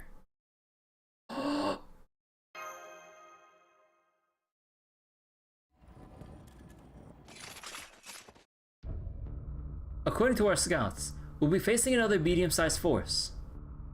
The plan is to hit them with a full volley of our archers' noble phantasms while the riders flank them on both sides. The sabers and lancer will keep them pinned down in the center and attack while the riders have them confused. Make sure you all have your noble phantasms ready to go when you need them.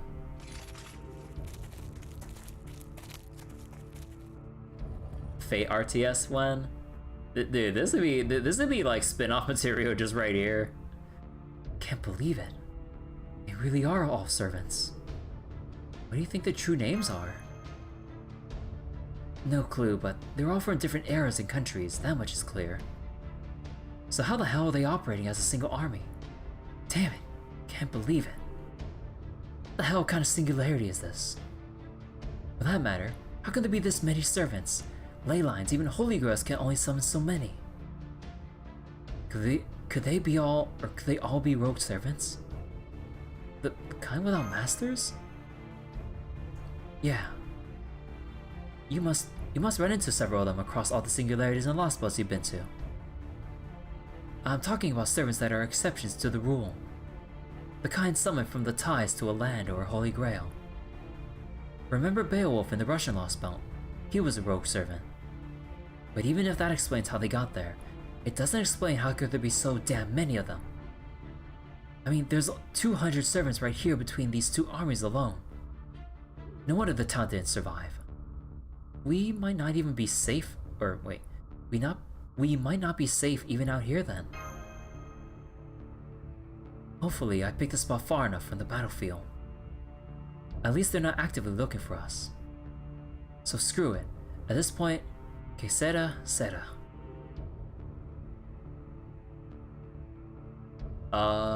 Actually, is that supposed to be like what happens happens or something? You sure you're not just giving up? Maybe a little. Sorry. Oh, that's what it means? Okay. I'll try to remember that we got a common interest now and act like it. And act like it. Looks like they're about to get started.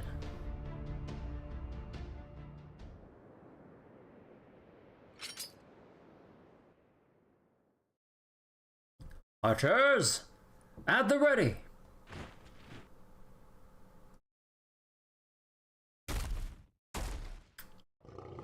Dude, they got the berserker front line here.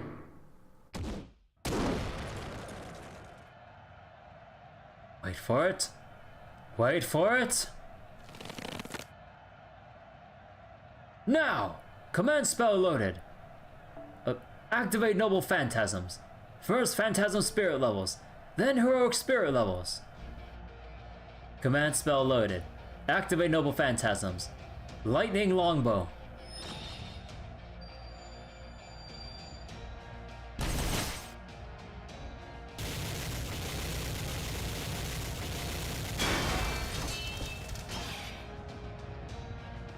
What? Whoa. Protection from arrows, bitch. Archers to the rear! Hurry! We inflicted minimal losses. Damn. They must have heroic spirit level casters buffing them. Alright everyone, this is it. Hold your ground. Imagine not pre-buffing before the battle. Heroic spirit level? Keep your damn voice down. Yeah, I wonder what he meant by that too. Hold the line here too.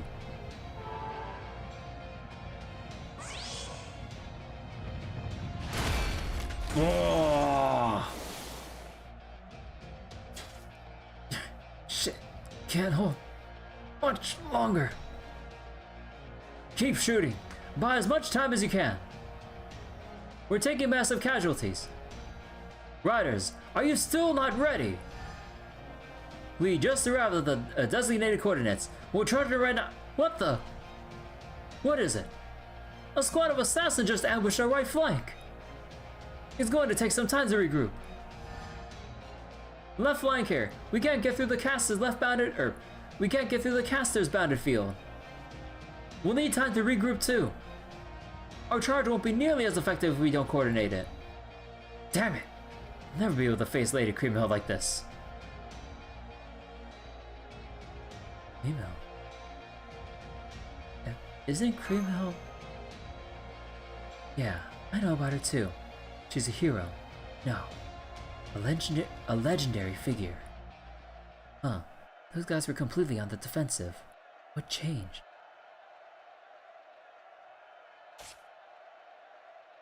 Urgent news. Konstantinos' army from the reinstatement realm is in disarray.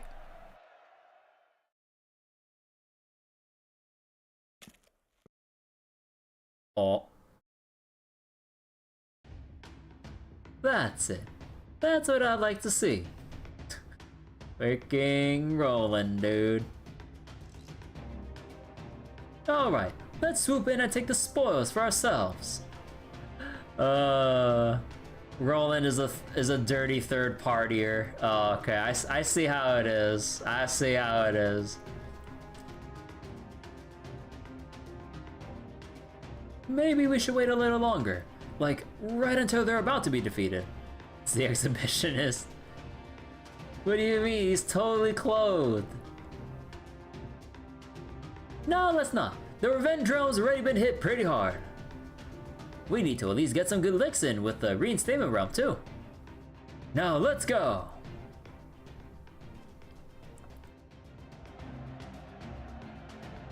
That's it. Keep it up. We almost got Creamhill's army wiped out. I have an urgent message.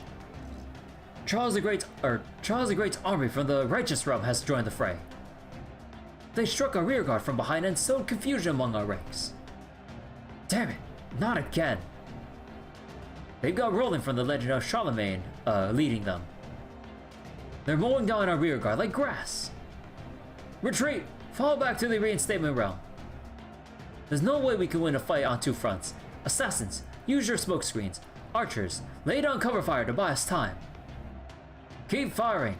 Longbows, crossbows, guns, whatever you've got. Don't stop except to reload. Konstantinos' servants are in retreat. It's time we follow suit. Casters, hold position until the riders catch up with us. Then I want you to alter the topography and cut off any would-be pursuers. Understood. Do it! Mutate. Oh? What?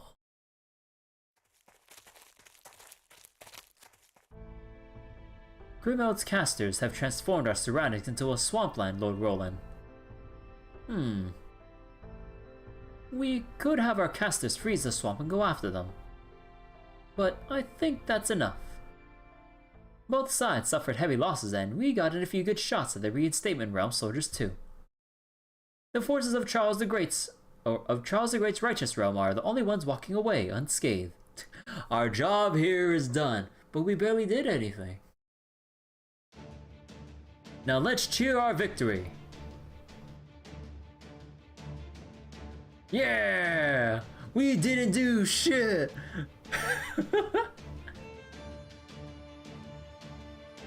Well,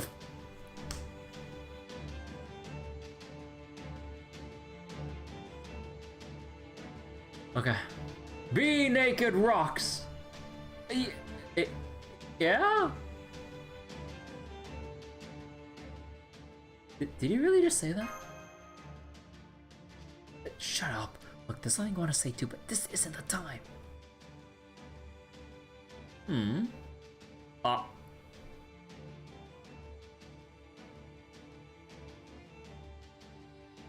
Damn, Roland's got good ears. Must have been imagining it. He totally fucking noticed. Alright, troops. Retreat. Tonight we're going nude till morning. Nude?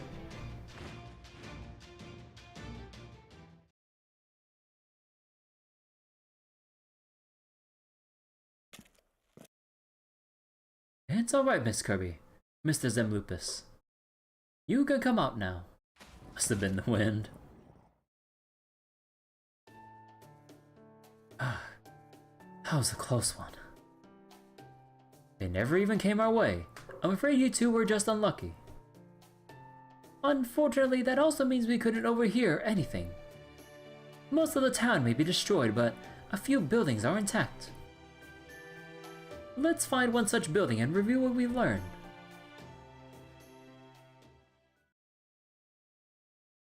Oh. Damn, it's been so long that the daily reset happened mid-cutscene.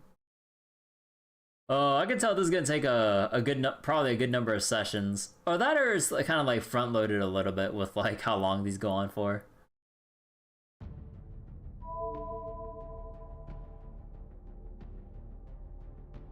Come on. Come on, foe, load faster.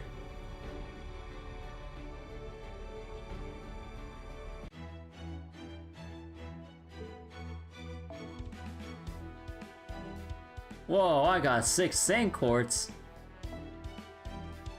I got 10 more. I gotta pull now.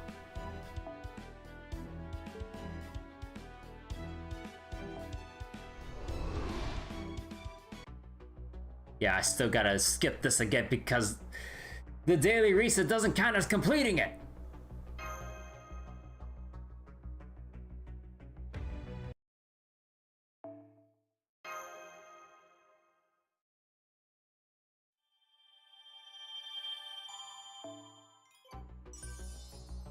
The young emperor. Oh my god, actual gameplay. Oh.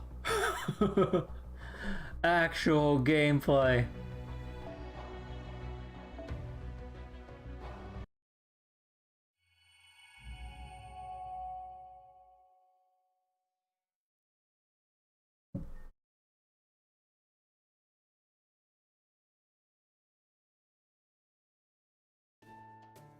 Now then, while I could certainly do with a spot of tea, bars pretty much only have booze, and so I don't see that much happening I don't see that happening right now.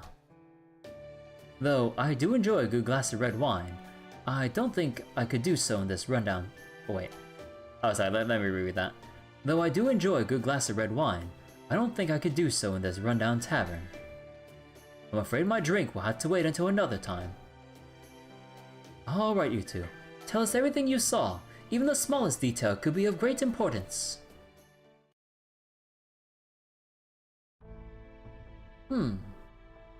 I see. Armies comprised of entirely servants, huh? I've dreamed of such fantastic sights before, but I never thought I would actually see such a thing for myself. Even our database says that, Wait, it says that 7 against 7 is as many servants... wait. Ah, God. Even our database says that 7 against 7 is as many servants as have... as have ever fought against... or fought each other... wait. Wait. I'm like misreading the flow of the statement. Like, even our database says that 7 against 7 is as many servants as have ever fought each other at once. We've seen edge cases where multiple servants were involved, like the final singularity, but that's exceedingly rare. When are we gonna get another Smash Bros moment of everyone is here? Indeed. Even putting aside the importance of that battle as the crossroads for humanity's survival, it was nothing less than a miracle. But there's never been anything else close to the large-scale servant versus servant warfare we just witnessed. Fascinating. Truly fascinating. I only got a quick look, but I saw they had longbow archers from around the 100 Years' War. The 100 Years' War? Oh, that... For some reason my mom was thinking the 100 Days' War for fucking Trails. Fucking Trails brain rot, dude. I'm like, 100 years? Like, 100 days? I'm like, oh no, that's Trails history. That'd be when I could remember Trails history than my own from my own history classes. There were also some samurai-looking warriors, going from their armor. I guess they were generals from Japan's Warring States period. Some of the archers used matchlocks, and other servants looked like cowboys straight out of the Old West. You will point out that Samurai Remnant has its own versions of servant card art, like samurai fur sabers. Oh, that's cool. I couldn't get a good look at the casters though. They either had their faces covered or were using some kind of perception blocking. So these armors consisted of all 7 classes from a wide range of cultures and regions, Probably. Aside from that, I also heard them say something about heroic spirit levels and phantom spirit levels. That must be referring to their spirit origin ranks. With more than 200 servants in total, it's understandable that not all of them would be heroes of great renown. Given what you've told us, Kadek, it would seem these servants are not heroes who took part in famous battles, but little-known humans who would normally never be summoned as servants. Maybe so, but they're still servants. I see. Why'd you go out of your way to confirm that, Holmes? Ah, that. Because there's a great difference between a demonic beast as strong as a servant and an actual servant. It's far from pithy, but it's more accurate to define a servant as a heroic spirit with a master. Though, of course, that definition can be applied quite broadly. For example, under this definition, we could say that the land itself serves as the rogue servant's temporary master. But I digress. My point is, no matter how weak or strong a heroic spirit may be, as a rule, they cannot exist as a servant without a master. Then what's the story with those servants? Ah, that is the question, no? Who could their master be? Or does there exist some manner of exception to the rule, which is permitting them to exist without a master? So it's still too early to say, huh? I'm afraid so. I still need to dig a bit deeper. So we also heard them say revenge, reinstatement, and righteous. Indeed, that all sounds very important as well. Perhaps just as important as those servants, or as how those servants came to exist. The revenge realm, the reinstatement realm, and the righteous realm. These names no doubt reflect each faction's particular bent. And there are other things you can presume based on the different names you've heard.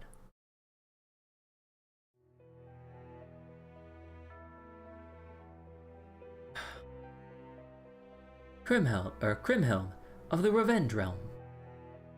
I believe we can confidently say she is of the Kriemhild of the legends about Siegfried. She is most likely a saber or a berserker, though we cannot rule out Avenger. The fact that she has formed an army of heroic spirits means that she is either highly intelligent herself or has an intelligent second in command. Damn. Constantinos, of the reinstatement realm. There have been rather few. Wait, there have been. Fuck. There have been rather a few men named Constantinos in recorded history, but I suspect we are dealing with the 11th. Constantinos the 11th is said to be the last emperor of the Byzantine Empire. I must say, I found the choice of reinstatement for his faction's name intriguing, but we can leave that for another time. Oh. And finally, Charles the Great of the Righteous Realm. Huh.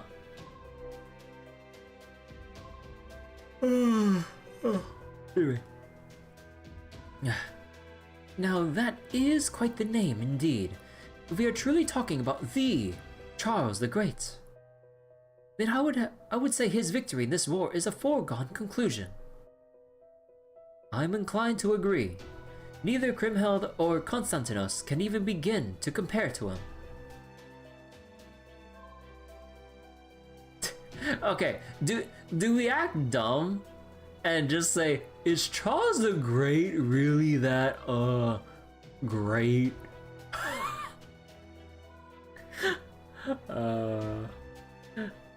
You know, I'll just be that one guy, that one kind of student in class who raises up his hand for these kinds of questions. Is Charles the Great really that great?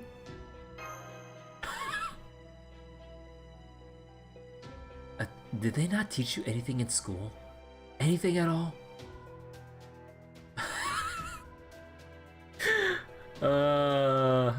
Yeah, I just fully expect, like, Caddick to just give a shit whenever there's something that we don't know. Especially general knowledge stuff. Or I guess what's considered general knowledge given fake context. Charles the Great is all over European history.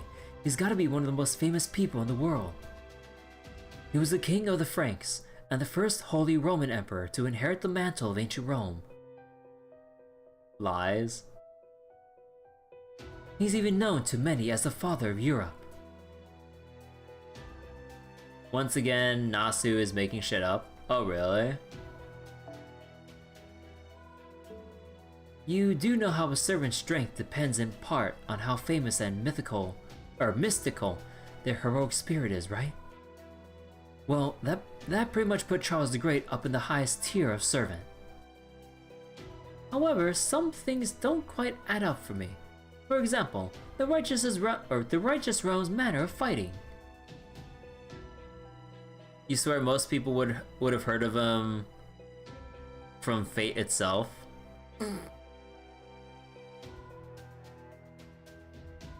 What do you mean? You told us that the righteous realm stood back and that the two other sides exhaust each other before swooping in, and that they then chose to leave the battle shortly afterwards, as to not exhaust their own soldiers. What do you make of their tactics, Count Vlad? Nas's POV cannot be taken for truth. Wow. Inarguably effective. However, go on.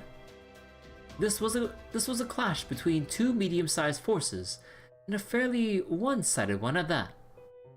Had the Righteous Realm's army chosen their timing more carefully, they could have decimated both other armies. If I had been leading the charge, I would have waited until the other sides were a bit more entrenched. You said that the Reinstatement Realm's army was hitting the Revenge Realm with full force to deny them an opportunity to surround them in a pincer movement. In which case the Righteous Realm's forces should have easily been able to obliterate the exhausted Reinstatement Realms. Even if the Reinstatement faction had chosen to ignore the Revenge Realm in favor of fighting back against the Righteous. They were too far in enemy territory to mount a successful defensive. By that point, the Righteous Realm's archers and casters could inflict significant damage on the reinstatement forces without even bothering to aim. So, from everything you've told us, it would seem that the Righteous Force's timing was slapdash at best. Called out. What if that timing was a deliberate choice? Is that what you think? I don't know, but if we assume that it was, I can think of several possible explanations. That said, I can't speak with certainty on any of them at this point. Yeah, okay. I see where this is going. Now is not the time.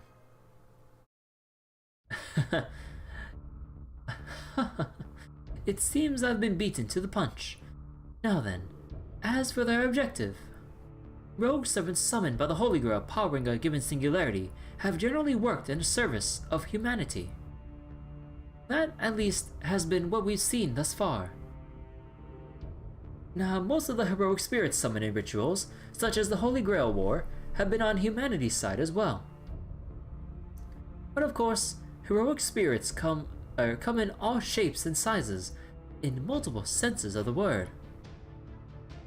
In addition, when they have a master, their master's personality affects their own.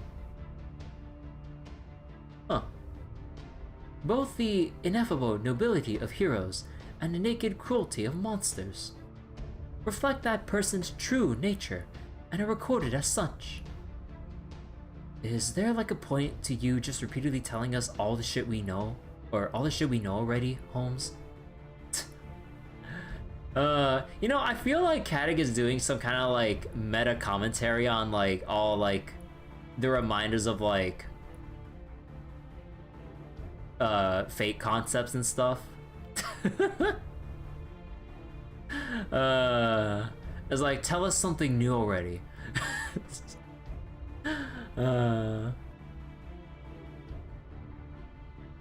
This is going somewhere, right? Look, Caddick, you gotta give him his time. There's a process to this. Wait, oh, hold on real quick.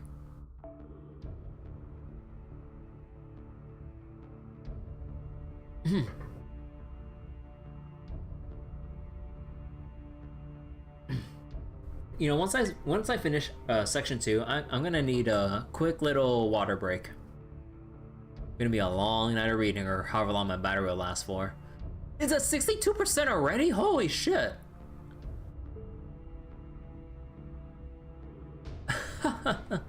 My apologies.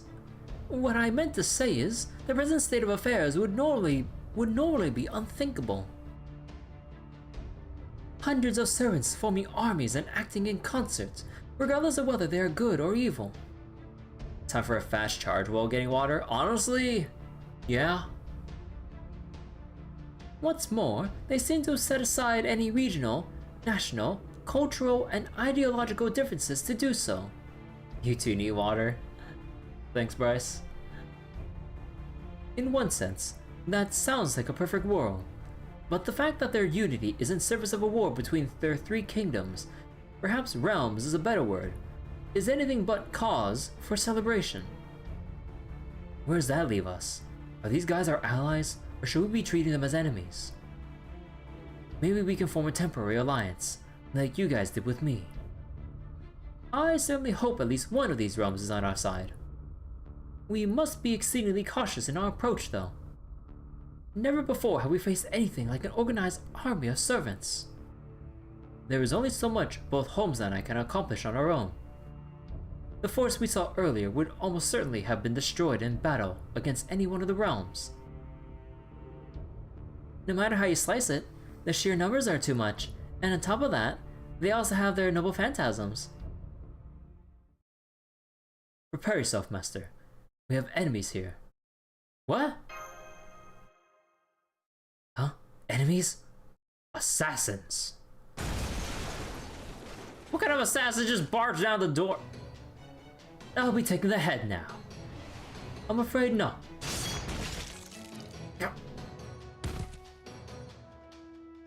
Assassins. Enemy servants detected. I'm so sorry I didn't notice them sooner, Master. Damn, they're using presence concealment. No wonder they got the jump on us. How did Vlad the Third notice them then? Oh, right, he must be sensitive to the smell of blood. Worry not. We can take them. Are you ready, Master? Ready. Yeah, I'm just gonna stand over here. No reason for me to get in all that. By all means. I assume you're here to track down stragglers. I don't expect you'll answer, but I may as well ask. What realm are you from? As I thought. Well, it matters not. The fact remains, you are my enemy. So I will show you no mercy. Come, let me show you how sharp my mournful stakes truly are.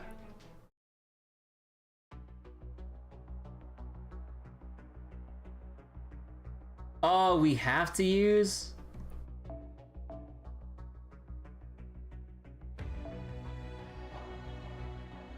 No! No, I can't just loop it and just move on. Well, I mean, I technically still could, kind of, but no!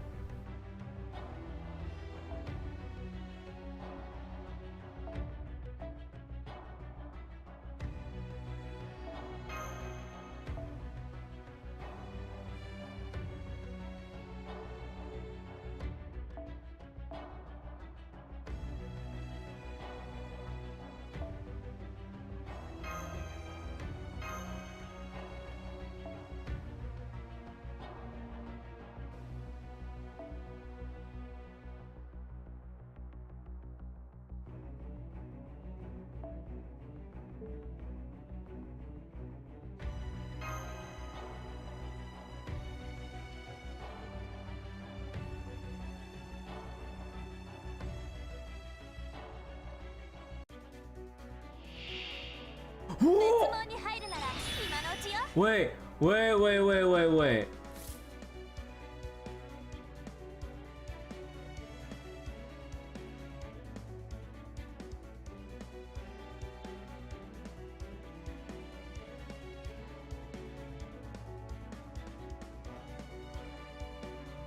Oh.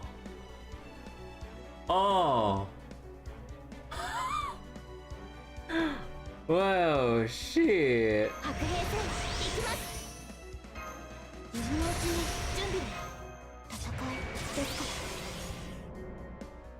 我は闇にあって闇にあらず。おだくの伝承とて。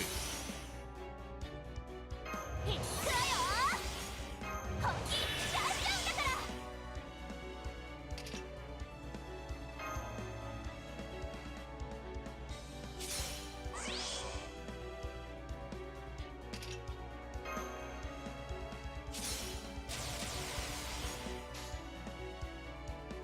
ホーグか。承知した。さあよかろう。血に濡れた我が人生をここに捧げよう。風来るぜ。絶叫せ逃げるな。さあまだ息はあるか。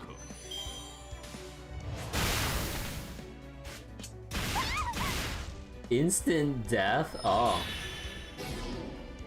Oh, no, you don't. Thanks, Holmes. Holmes always got my back.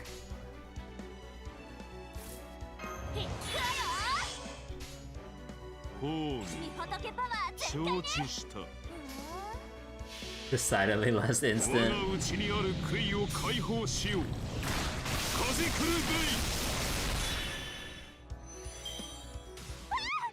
Okay, so we have our expectations of what health levels are gonna be like from now on. Well, maybe kind of depends.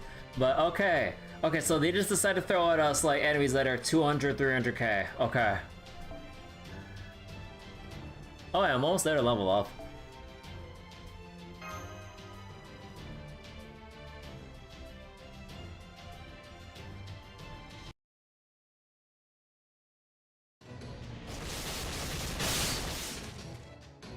That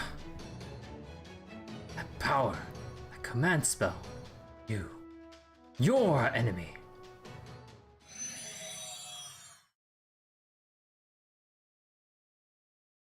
It's over.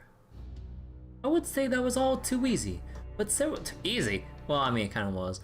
But several things about them give me pause. Can you analyze that combat data for us, Da Vinci? Da Vinci? Yeah, hear me? What was that? I can't hear you over all the static.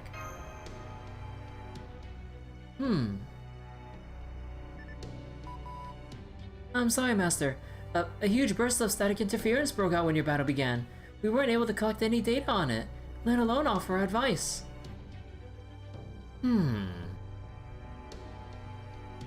Is that like what happened in Fairy Britain? No, I don't believe it is. It's similar, to be sure, but it feels slightly, yet significantly, different. Fairy Britain rejected the very idea of proper human history, and by extension, electronic devices that came from it. This was just ordinary interference, a great deal of it, to be sure, but nothing that would hinder our equipment's core functionality. So we should assume there are different mechanisms at work here than there were in Fairy Britain.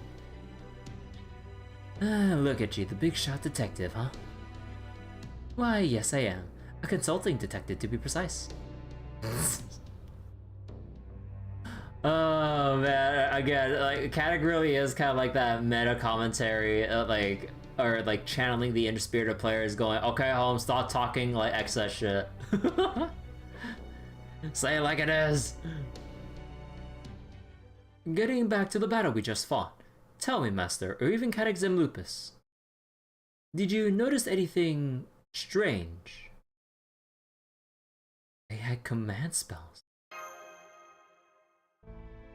Yeah. They were outfitted with command spells just like we are.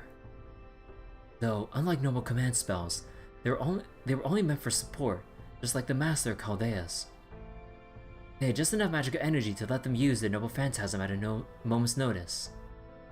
So then, who gave them those command spells? That is indeed the question. If it was a master, then we can be sure that master is no ordinary human. We know these servants used the command spells repeatedly in that earlier battle, as well as the one we just fought. Clearly, they were not bound by a 3-use limit, nor did I see any signs of them using a magical reactor or something similar to recharge them. And not even the most talented mage could create something like inexhaustible command spells. Yeah, not even Kishtari could have pulled something like that off. And even if another mage of the same rank were alive and well here, it'd just be as impossible for them too. Then where did their command spells come from? Looks like they came from the sky. The sky, Alright, let's avoid drawing any conclusions for the time being. We still have far too little information to work with for that. We did learn one thing for certain here. They see us as their enemy. Which means it is extremely unlikely they'll be amenable to joining our side. Then what should we do now? Good question. As I see it, the obvious answer would be to look for a servant willing to help us, and a local who can tell us more about this place. That's the neat part, there are no other locals. I'd say we need at least one of those two if we're going to make any headway. What do you think, Holmes? That would seem much easier said than done, I'm afraid. First of all, I expect it will be fiendishly difficult to track down a servant who would be willing to help us. Seeing as apparently all of the servants here are engaged in warfare against each other on clearly defined sides. I have little reason to believe we'll have much luck with the locals either. Why is that? Because there are none. Take a look at the remains of this town. Why was it built in the first place? I suspect the answer is simply to provide a battlefield with which the factions may kill one another. Naturally, this being America— Hey, what are you trying to say, Holmes? I'm sure there were local people here at one point. Like, if you just read his previous statement and just only read the first 4 words of this one, just I'm like, hey, wait a second.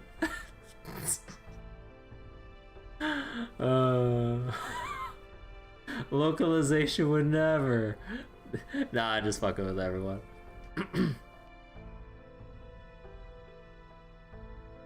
He says that like there are not uninhabited areas in America. Yeah, there are probably some for sure, or quite a lot for sure, depending.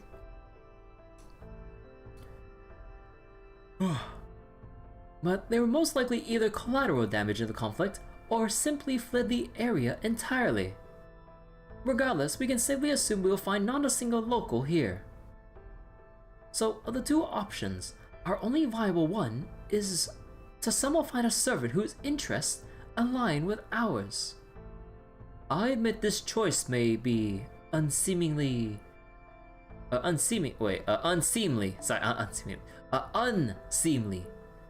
but what if we were to torture a captured servant for information? Torture is a notoriously unreliable means of gathering information, so I would very much prefer if we kept things as peaceful as possible. No one in their right state of mind would want to live in a swamp or desert. This is my swamp. If you say so. Huh? Master, it's a special alert! Special alert? What is it? Or what is that? What are you talking about? Oh, right, sorry, Kadak, we forgot to tell you about this. It's an alert we came up with for a very particular breed of servant, based on our combat data to date. It looks like all that time Muramasa in particular spent accompanying us has paid off in spades. Hey, Belvin, how you doing? You don't mean... I'm afraid it's just as you fear, Kadak. Da Vinci is referring to the disciples of the foreign god.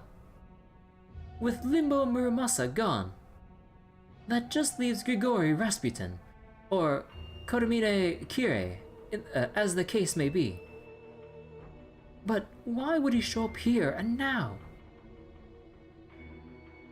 Oh no, Kenny's having traumatic flashbacks. Oh no.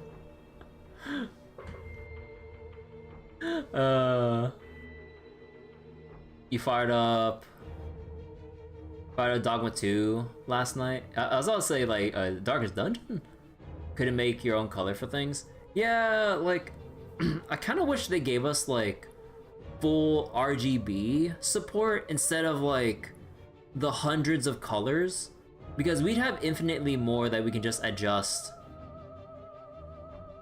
But they only gave us, like, a couple, even if it sounds like a lot, a couple hundred, but it's all different shades of, or hundreds? Oh, was it hundreds, or am I mistaking, like, a different option menu somewhere? Well, either way, like, we got a couple, like, color options, but it's more within, like, I guess, like, a somewhat realistic range, I think?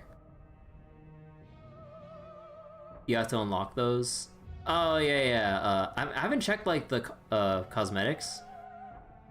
You only have, like, 80 in creation? Ah. What is this?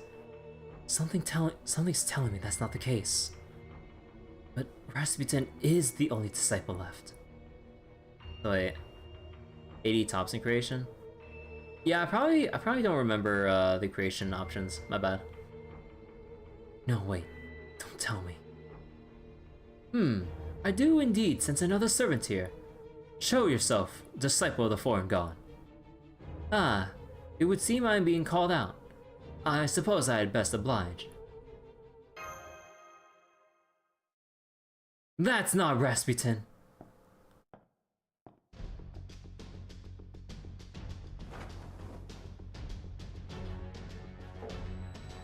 Oh.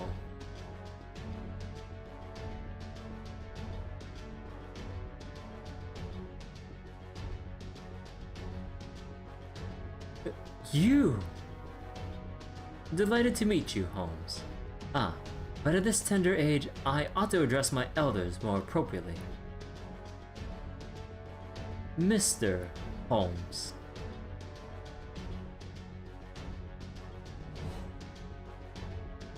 God damn!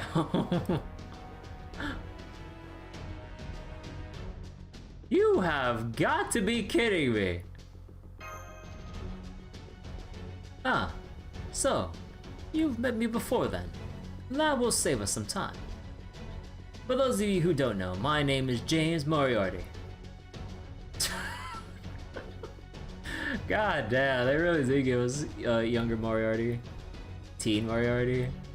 So wait, so you have to play through the game, get Colors New Game Plus to make characters how you want? I forget, couldn't you go to the cosmetic person, or did that not like give the options? Because I haven't went to the cosmetic person in the game. Is this Granblue? Sure. I'm a mathematician, a consultant, and just as you suspected, a foreign disciple. Well, shit. This can only go so well. Man, I gotta get used to, like, looking at quest completion for main story, because, like, we get so much, like, extra stuff now with, like, pure prisms and also extra XP along the way.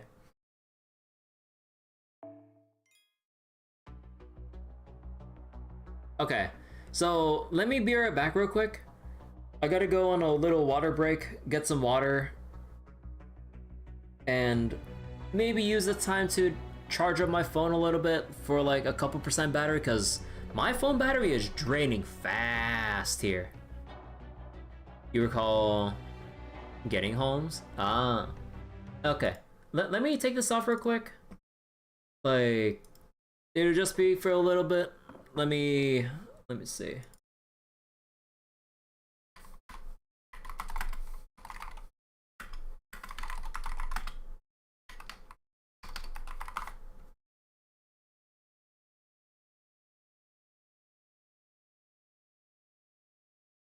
Let me just kind of like leave it right here for a brief moment. Let me just get some like temporary BGM to kind of fill the dead silence.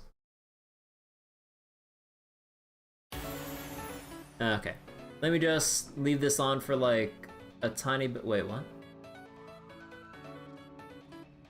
Oh, did I put 2 in by accident? Okay, that's me. Okay, hold on. Let me clean up something. There we go. Okay, so let me be right back. I need to go quick charge my phone, go on a little water break, and I'll see you on in a bit.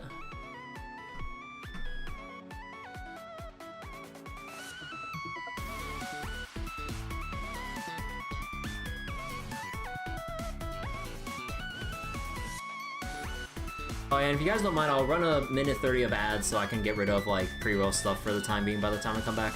One moment, I hope you understand, thank you.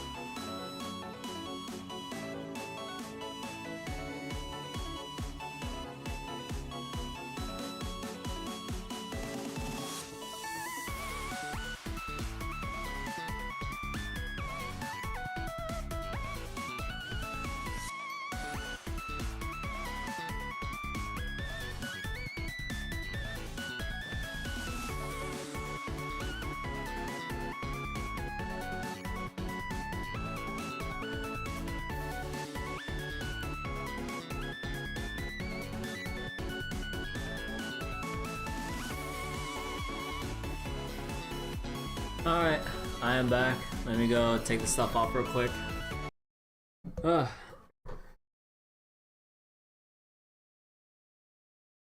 Got myself some extra water, some milk for the heck of it, because I need to kind of burn through this milk because like I have a lot of it left that I need to drink through. But okay. Let me go plug this in. I only got like a couple percent, but hey, a couple percent is like probably like an extra section or two we can read through. So, alright, let's go. Let me just click away some things real quick so I don't like press my keyboard and do like probably turn something off by accident. Okay, let's continue with section 3.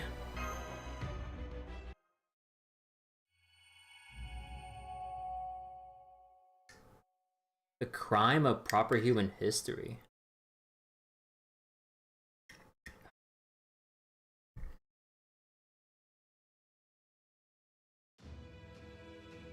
Upon answering the summon, I was greeted by a being of unfathomable scale. Oh wait. You forgot to tell me that I should really do Holmes' Interlude before doing this chapter? Oh. You guys think we should do a quick little diversion for Holmes' Interlude? These interludes are free for a reason. Well, okay, I guess we'll have a little diversion and like do Holmes's interlude like after this section. Because I'm guessing there's probably something I should have read up on, but then like I was planning to do the interludes, but I didn't know that Lostbelt 6.5 was like today. I thought it was like maybe a couple more days. So I can actually use today to kind of catch up on interludes. But yeah, I'll probably do it after this section then, if it has like important context that we would kind of like to know.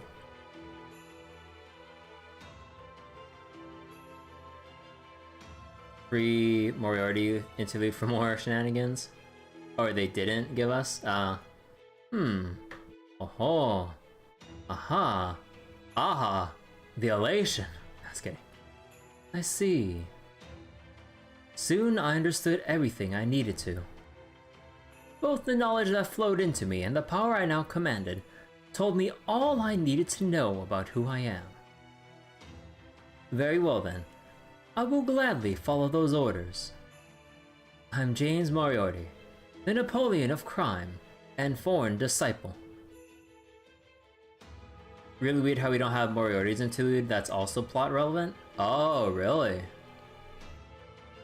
And I'll do exactly what I'm meant to.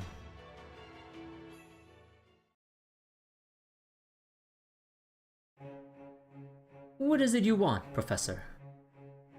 Come now, Mr. Holmes. No need to be obtuse. I want to eliminate you all. As far as I'm concerned, Chaldea is no more than an eyesore. As I said, I am a foreign disciple. A foreign disciple? How is that different from a disciple of the foreign god? Huh. Is that so? But you know you... Ah, yes, forgive me, but I have no interest in addressing myself to a broken doll. Be a dear and give us some room to talk, yes? Oh. He's jamming our connection. Now then, we have Sherlock Holmes, as we already established. I presume this distinguished gentleman here is Lad III. And finally, we have Catexem Lupus and Kirby. I'll ask you only one more time. What is it you want, Moriarty? What would you say if I told you I was here to dispose of a traitor? Thanks, Astolfo. But I'd say I'm flattered. Then I'd laugh in your goddamn face because holy shit is the foreign god petty. But that's not why you're actually here, is it? Of course not. The foreign god has no interest in you whatsoever. Imagine my relief. For that matter, you don't even qualify as a traitor. The foreign god was only ever interested in Kashtaria Wodime, and Kashtaria Wodime alone. The rest of you were just the toy prize in the box of Kashtaria flakes. Am I wrong? Hell if I know. Why don't you ask the foreign god? Kashtaria flakes?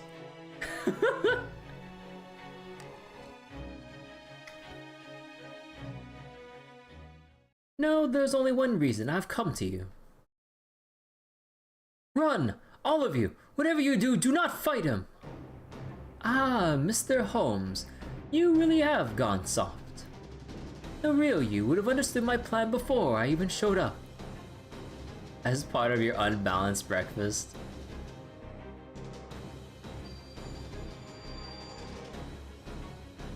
Kazeklibe! Oh? I know I got him, but he's still unharmed. Is that all Vlad the Impaler can muster? Oh, but yeah, really?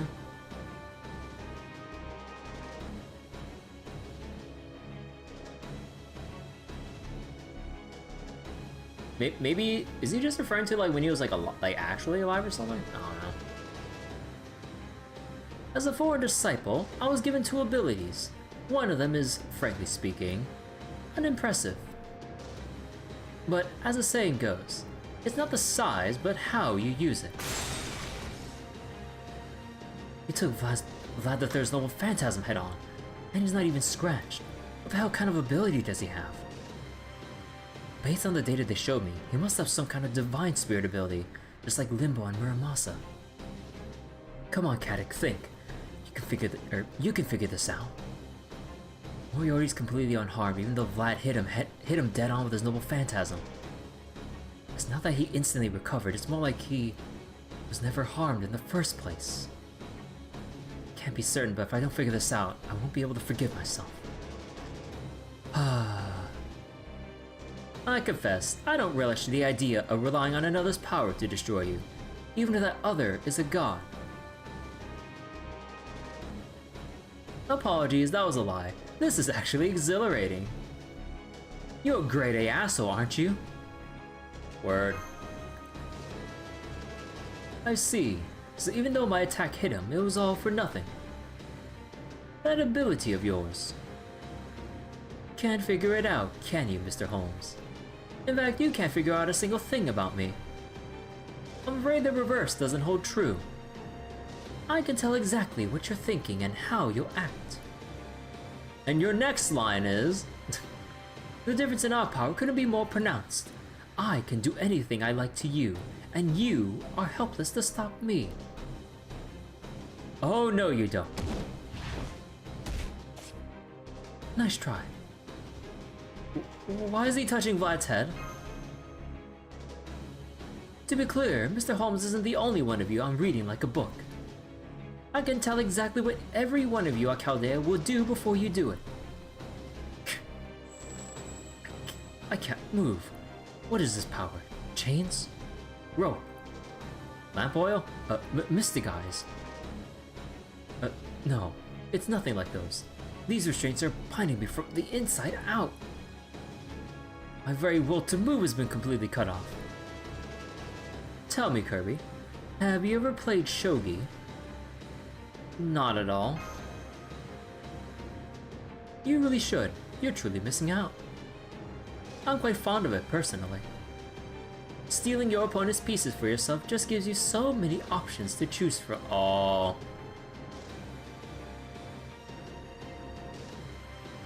Oh. There's the power of a demonic beast fighter. You need those quick reflexes and even quicker decision-making skills when facing vicious wild animals.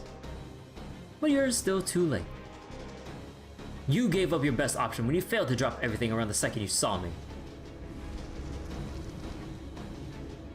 Partake of the rebellion.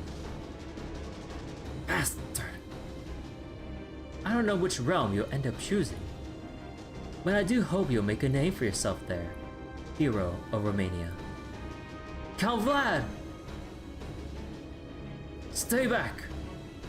This is bad. Very bad. We're Rebel. Rebel. Oh no, Spartacus. Oh, I see. So that's what happened to those servants. Detective! Count Vlad? I'm about to change sides and rebel against humanity. One can never tell what fate will have in store for you, but you must accept it all the same. However, the one thing I hate more than anything is being forced to do another's bidding. Oh. Kazakli Bay! Oh, yeah, I kinda knew that.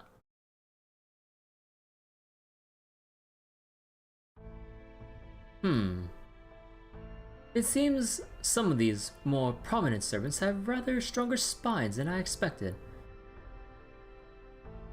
Imagine if this singularity was turning people into Spartacus like a Spartacus virus.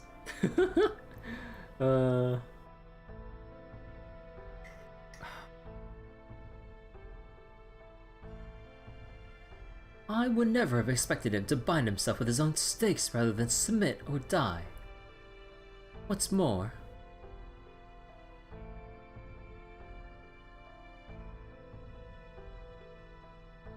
it was a tactical masterstroke as well.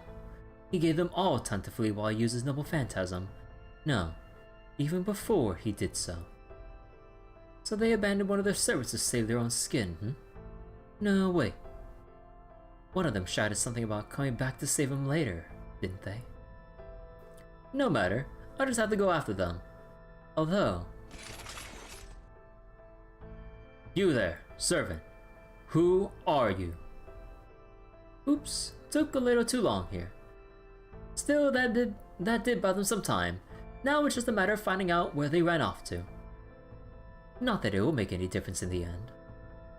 Not when the revenge, reinstatement, and righteous realms are all still rebelling against proper human history.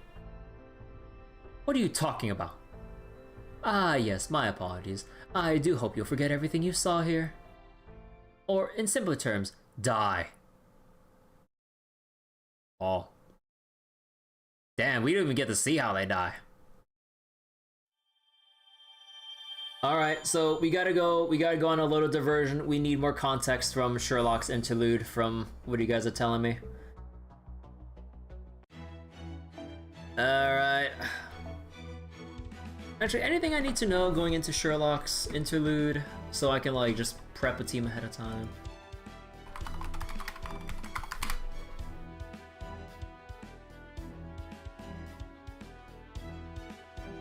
Let's see.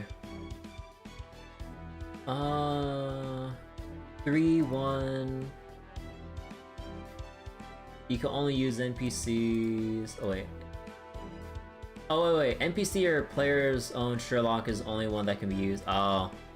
Oh, it's like forced all the way. Oh shit. Okay. Can tell why Badamanto is free. Yeah. Given everyone who's involved right now, you know, Astolfo, Charlemagne, Roland. Wait, 9 parts? Oh, are you looking at one of the other story bits or whatever? 9 parts? Yeah, baby. Bro, they could even give me like a full... They could even give me a proper Sherlock Holmes with an upgraded skill and everything. Oh my god, that's some bullshit. Section 7 has 9 parts, bro. How many sessions will I have to do to get through? Will I have to get through 6.5? Oh my god, this is gonna take us a while. Good day, everyone.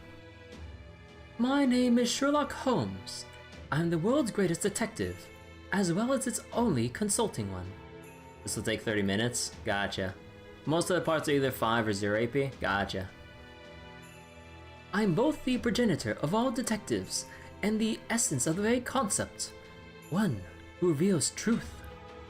Today I'm here to guide you all towards a new mystery and the facts that lie at its core. I originally became involved with Chaldea when I began investigating the Incineration of Humanity incident in 2018 when I played a part in the 4th and 6th singularities. However, once Gautier, the king of demon gods, was defeated and his plan to incinerate humanity foiled, the world was faced with a new crisis.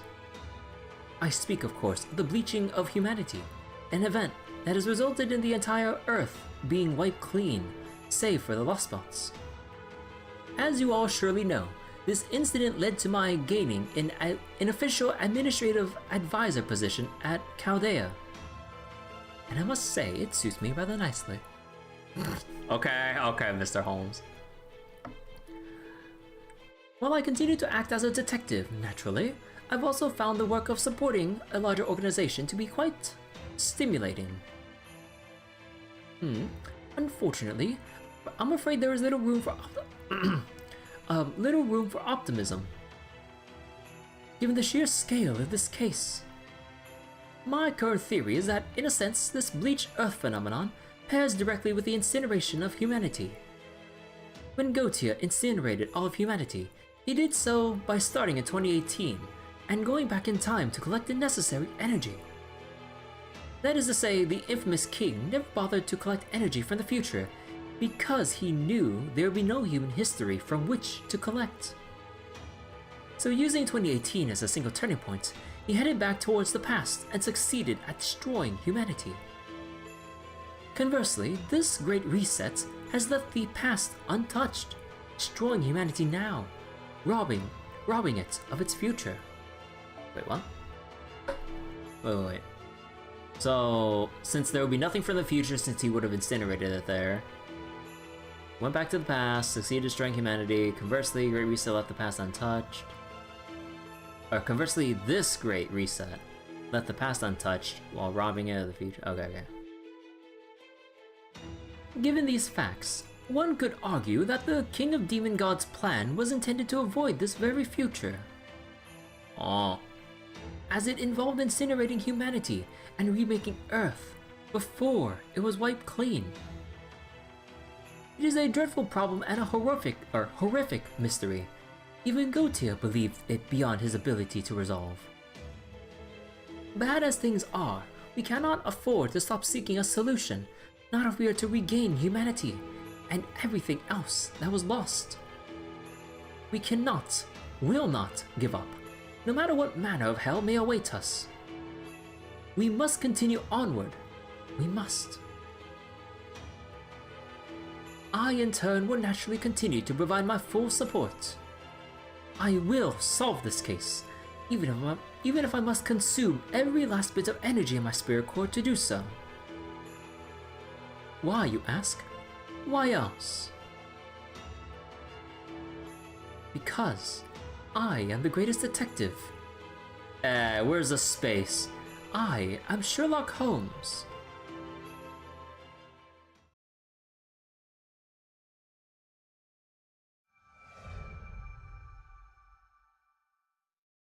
Thinking of the lost time. Okay, Mr. Holmes. I finished changing the security levels in all of the Lostbelt records. What would you like to do about the library's request for hard copies of them? That's quite alright. I'm happy to authorize it. All parties involved with those incidents already have the clearance to view those records freely, so it shouldn't pose a problem. More so given that these hard copies will be for Novum Chaldea's own underground library. There's not a single person here who isn't part of Chaldea, and therefore involved in some way. I'll be sure to let the director know about this. Thank you, Mr. Jekyll. That'll be all. You're welcome. Please let me know if there's anything else I can do. I'll be cooped up in the central computer room for a while to assist Miss Da Vinci and Sir Babbage. But if you need my help with anything, I can be here at a moment's notice. Much obliged. Seems like they've known each other for a long time. I know what you mean, Senpai. They seem very comfortable working together, if not outright close with each other. It really is like they're old friends. Then again, maybe it's no surprise considering when the books based on parts of their lives came out. The Strange Case of Dr. Jekyll and Mr. Hyde was written in the late 19th century, and... God damn it! And while Sherlock Holmes novels continued to be published well into the 20th century, the first ones also came out around the end of the 19th, not to mention they're both set in London. Huh.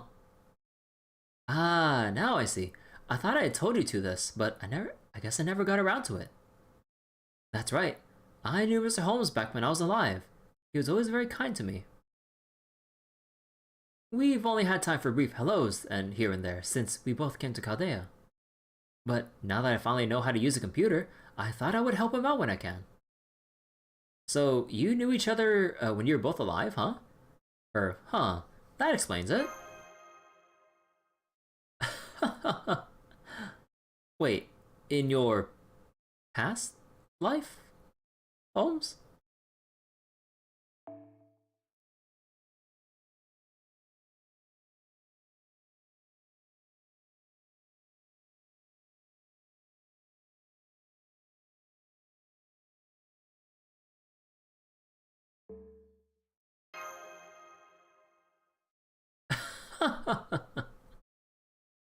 You know, come to think of it, you never did give me a straight answer about whether you really existed or not. Oh. Story time! Are you certain? That particular topic can get rather thorny quite quickly, to be honest. Wait, where was that part? Indeed, I'm always willing to obfuscate when necessary. While the irony of me saying this as a short-lived heroic spirit is not lost on me, as a general rule, one mustn't try to unravel mystics or the past. Oh. Of course, that's not to say mystics are a significant part of either Mr. Jiko's past or my own. But regardless, one's past is one's past. Dig too deep, and...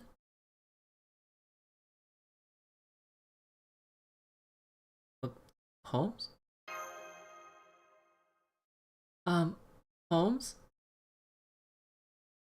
Then again, I wouldn't want to be so coy that you end up distrusting me either. Rest assured at this point, I have no intentions of covering up anything that is clearly a matter of public record. Yes, Jiko and I were indeed acquaintances in our lifetimes. Then, does that mean... you and Mr. Hyde once went toe-to-toe like something out of a fanfiction dream match? What is this, some kind of like fucking death battle of like Sherlock Holmes versus Hyde?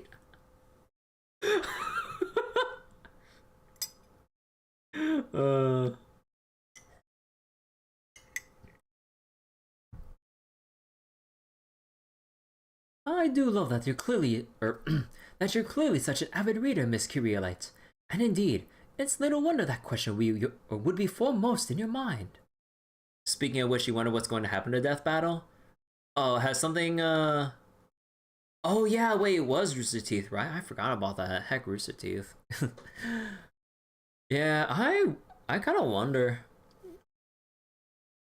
I'll say it again. Ruby died after season 2. First half of season 3 was alright, but then everything else. But I'm sorry to say, the circumstances of how we came to meet were not nearly so exciting as that. If anything, they were one of my most embarrassing failures. Oh. I only wish I had never tried to avoid facing Mr. Hyde. It's not your fault, Mr. Holmes. It's mine. I'm the one who agreed to organize those case records, and read some of the ones I was clearly told not to. Not to mention I was the one who ended up entangled in the spiderweb connected to those records. Oh, wait, what the heck?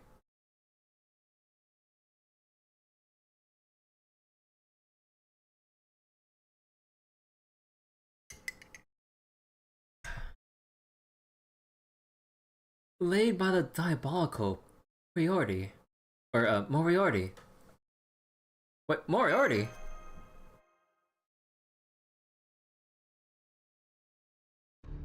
I was always fascinated by evil. So I think when I tracked down Moriarty, the wicked spider himself, my own evil side couldn't resist facing off with him. Hang on, Jiko. In R.L. Stevenson's novella, Wait, Takajiko drinks an experimental serum that causes him to gain a new evil personality, the titular Mr. Hyde. As Mr. Hyde, his very body transforms to reflect his wicked nature, and he undertakes a series of awful deeds. Dr. Jiko is so aghast by the turn of events that he ends up killing Mr. Hyde by taking his own life. And from what I've heard, the novella is a fairly accurate depiction of the events of your life. But based on what you just said, it sounds as though the professor, or rather, James Moriarty, was somehow involved in you becoming Mr. Hyde. Could you tell us more about what happened? It's not a pleasant story. In fact, it's really quite depressing. And since Moriarty wasn't directly involved, there's really no need to go into it. He may not have been directly involved, no. But what about indirectly? In time, the ingredients required for your serum became much harder to come by, no? That was his doing. Well, I didn't learn this until after the case was closed. There was a time when the clock tower's alchemical catalysts were... Never mind that now. Since we're all here now, Mr. Holmes, this seems as good a time as any to ask you something I've been curious about. Wow! Oh, and what might that be? Oh, come on! I want to hear more about what Moriarty did. Master, I'm rapidly losing confidence in my ability to suppress my, urges. And I'm worried Hyde may put in an appearance if we keep this discussion going for too long. So please help me change the subject. I'm begging you. Well, in that case... Thank you, Master. Embrace the dark urge. Senpai? Jiko? Yes, you mentioned the clock tower, Mr. Holmes. You know, I engaged in many different fields of study back in my day. I earned doctorates in law and medicine, a spawn of the Royal Society of Scientists, and eventually even uncovered some of alchemy's greatest secrets. But in spite of all that, I never managed to set foot inside the clock tower. Not even my magecraft adjacent work with alchemy was enough to gain entrance. In the end, I went to my grave knowing nothing about mages, the Mages Association, the clock tower, or anything else pertaining to that world. But the same isn't true for you, is it? The fact that you mentioned the clock tower at all tells me you must have known that magecraft, that is, incredible mystics, exist in this world, even as they're unbeknownst to almost all. This is like a record scratch moment here. Oh boy. Well, yes, I suppose I did. Then, you knew the clock tower circa 1900? I knew of it, yes, but my knowledge was strictly second-hand. At the time, I decided to keep my distance from mystics and other things of that sort. I believe that my domain and the cases I investigated were solely within the human world. However, there were times when I unwittingly encroached on the world beyond. For example, in the adventure of the Spectacle Band. The adventure of the Spectacle Band? Oh, do you know that one, Senpai? If you don't, I'd hate to ruin it.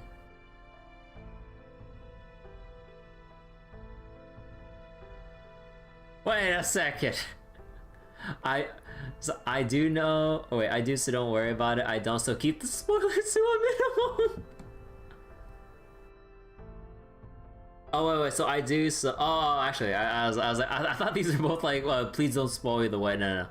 So yeah, I totally don't know about it. I don't know about it at all. Or sorry, I totally do know about it. Oh, understood. The Adventure of the Spectacle Band was one of the most popular Sherlock Holmes stories of its day. It began when a woman from Surrey asked Holmes to investigate the circumstances of her twin sister's death. Her sister died in a locked room, with seemingly no way for the killer to get in or out. In the end, and the last words she spoke were the Spectacle Band. In the end, it's revealed that... The speckled band was actually a venomous snake. Right, the spectacled band was a snake the killer had been controlling by whistling. It had an incredible plot twist at the end, and I had no doubt that Holmes fans at the time enjoyed it a lot. But it has one big plot hole.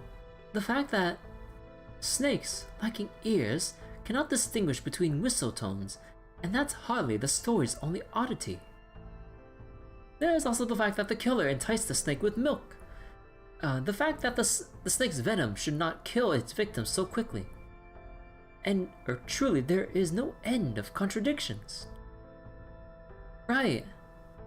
So the story as written couldn't be true. What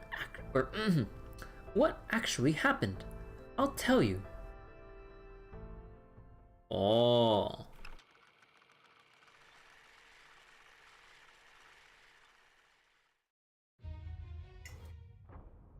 There is great evil at work in this case. A man of incredible intelligence is using his unique. I read the QUE and just like substituted for technique for some reason. Using his unique talents to commit crimes. I can think of no worse scenario.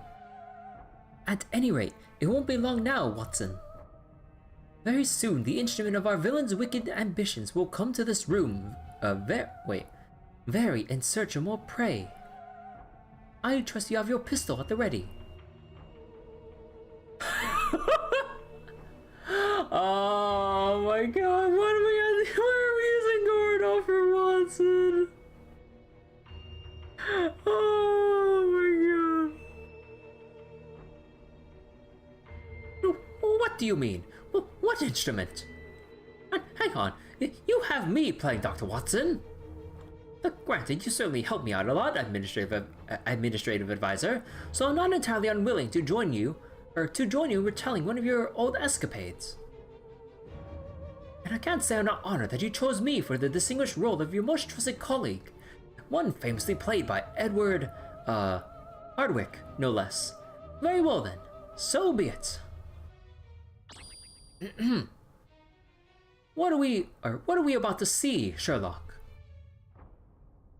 Some sort of curse. There is no more fitting term. It comes from the clock tower's domain, the world of magecraft. It may sound fanciful, but I assure you that its wicked power is very real. I expect the responsible party is most likely a clock tower dropout, or on the other end of the spectrum, a seal-designated mage. Here it comes!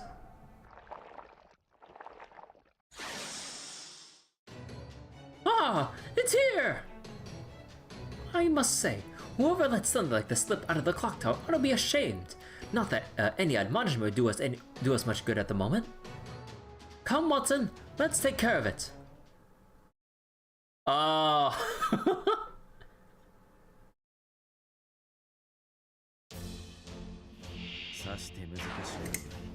Watson's covering fire.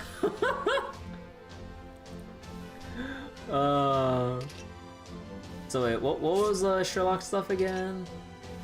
Seal and stars, gain rate, and then art's effectiveness for 1 turn and evade.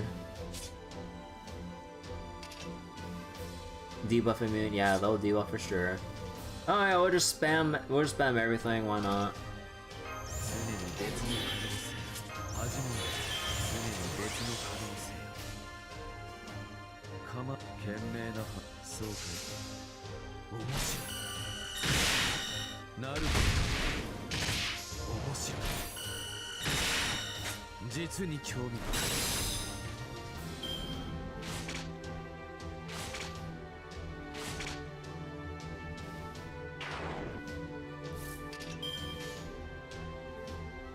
Wait, actually, what did his noble phantasm do again? Decrease defense, ignore invincible, ignore defense, crit strength. Oh, okay.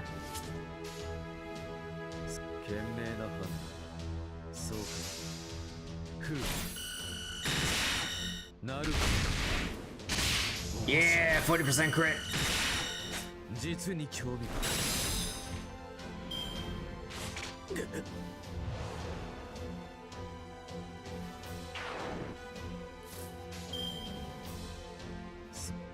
賢明な判断。面白い。なるほど。面白い。実に興味深い。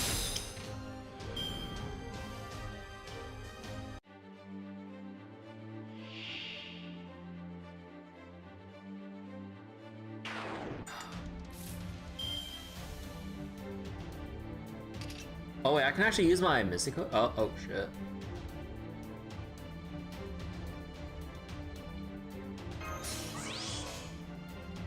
始めると構わない。そうか。初歩的なことだ、友よ。エレメンタリー、マイディア。なるほ Come on, crit! Damn it! ど。実に興味深い。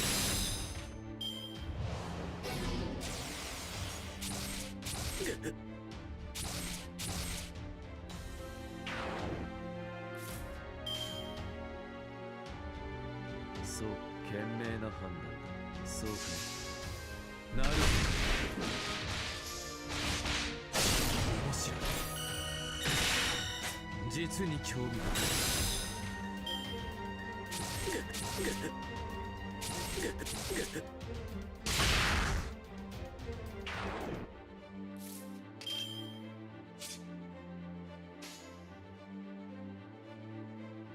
は、そうかい。賢明な判断だ。初歩的なことだ、友よ。エレメンタリー、マイディア。Oh, you can't refresh that. Oh no, the nullify buff, right?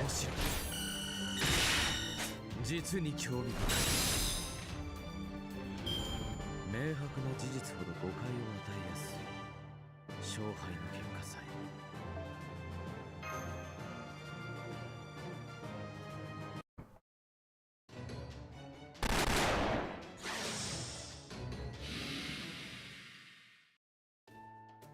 It's over. It's finally over. What in the world was that? The sign that this case is now closed. An evil dark arts practitioner was using curses with physical forms to murder his victims. But now that his curse has been routed, it's going to come crashing down on his head. I expect he's dying for the recoil over in the next room as we speak. As I say, violence invites violence. Oh, really? Then you mean when I was shooting that monster just now, I was actually shooting the dastardly villain behind this latest murder? I say, couldn't you have said something sooner? I ended up firing every last bullet I had into it. Oh damn, Watson's cold-blooded. More cold-blooded than the snake. No, that doesn't sound like something Watson would say. Let's see. Damn, this is harder than it looks. On a different note, I don't know how I'm ever going to turn this incident into a book. Not to mention that if I write about what actually happened, I'm liable to draw the clock tower's attention. Oh, it's quite alright, Watson. I'm sure you'll come up with something.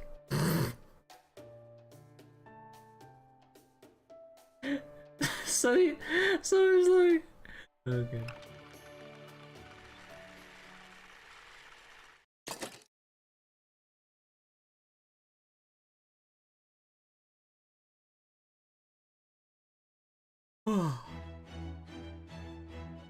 Alright, next part.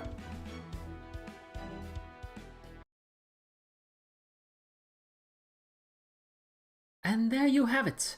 In the published record of these events, Sir Conan Doyle's novel, to be precise. A different truth was substituted for the actual facts of the case, as one would expect. Nor was that the only case where the clock tower's involvement, or magecraft, was skirted around. You mean there were others? What about the Hand of the Baskervilles? I've always thought there's some things that didn't add up. Did it actually have something to do with the black dogs that appear in British folklore? Indeed it did. Most perceptive, Miss Kyrielite. But I'm afraid I can't give you full marks for that insight alone. It wasn't only the black dog, you see. As a matter of fact, the King of the Storm was also involved with— Wait a second. On second thought, I best not say any more. I expect it to be far more entertaining once I had a word with Mr. Edison about filming it for the big screen. Oh, okay, now you're just really teasing Mash. Oh gosh, oh gosh, oh gosh. Does that mean there might be a brand new Sherlock Holmes movie made here at Novum Chaldea? Your eyes are literally glittering with excitement, Mash. Did you hear that, Senpai? Speaking as a huge fan of both the original books and the movie adaptations, this may be the biggest news since— Goodness, it's so lively in here. What's everyone talking about? Oh, wait, is it? Oh, I thought like someone else was like coming in. I was not expecting Helena. Whatever it is, it certainly can't be an evil scheme if it's got Mash so excited. So what's up? Helena. Good day, Madam Blavatsky. Don't be ridiculous, my dear Yelena. You know I would never engage in any matter of scheming. He lies as naturally as he solves cases. I don't know, Sigerson. You definitely got a mischievous side to you. Sigerson? I don't know. He solves cases by breathing. Sigerson, that's one of Holmes' aliases he used in the original stories. I see. So you're all reminiscing, huh? In that case, did you hear about the one— did you hear the one about the Himalayas yet? What about the, what do people call it again? Mr. Holmes? The Great Hiatus? We haven't heard of the one about the Himalayas yet, no. But I do know about the Great Hiatus. You know about it, Mash? Of course. There's a roughly 3-year period of time between May 4th, 1891, and the day Holmes goes over to the Reichenbach Falls with Professor Moriarty, and April 5th, 1894, the day he reveals to Watson that he's still alive. Oh. The Sherlock Holmes fandom refers to this period as a Great Hiatus. The explanation Holmes gives for his absence during this period in the books is that he spent this time overseas, in places like Tibet and Persia. So then, when Holmes was off in Tibet, yep, after he and I both faked our deaths in 1891, him at Reichenbach and me in London, we went around exploring the Himalayas together. Alright.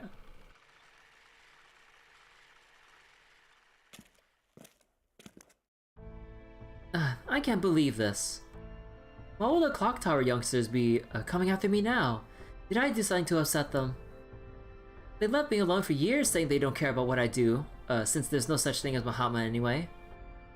And now out of the blue they start sending assassins after me. I expect they became more wary of you by virtue of the fact that you faked your death. Wary?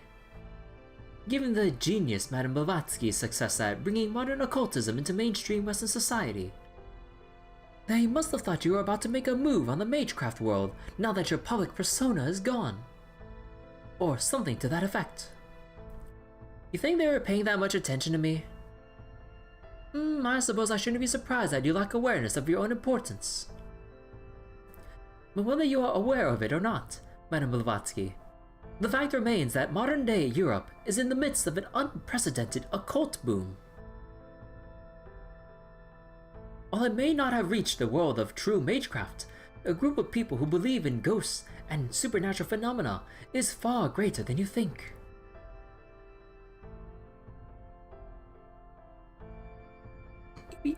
Even the criticisms leveled about the society for,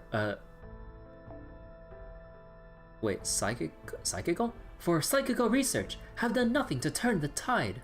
At this point, it is a genuine social phenomenon. Which is why the Clock Tower and the Mages Association cannot afford to completely ignore it. Remember, they were supposedly forced to add a new department at the turn of the last century thanks to Count Cagliostro's influence. So wait, there's a short story about their exploration in Himalaya. Can check it later? Oh, really? And if that is true, you can be certain they are keeping a close eye on you as well. I see. If only they knew I just wanted to let Annie deal with that stuff so I could be free. Ah, yes. Annie Besant, Madame Blavatsky's successor to present-day, Theosophy. That's her. I just wanted to stop being Grandma Helena, the old occultist lady who founded Theosophy. I didn't want to deal with the British SPR and their incessant complaining, the Theosophical Society, even my beloved Mahatma. I just wanted to be free of everything. And live an ordinary life as a kind, gentle girl. One full of hope and possibility. But I guess I never will, thanks to the Clock Tower. It may not be the entire Clock Tower behind this. It could simply be policies. Or perhaps one of the other departments going off on their... who cares? It doesn't change my situation. I was really looking forward to the Himalayas, or coming to the Himalayas. You were too, right? Excuse me. I was excited about seeing secret winged demonic beasts in a land where no one else has ever set foot. But instead of some phantasmals...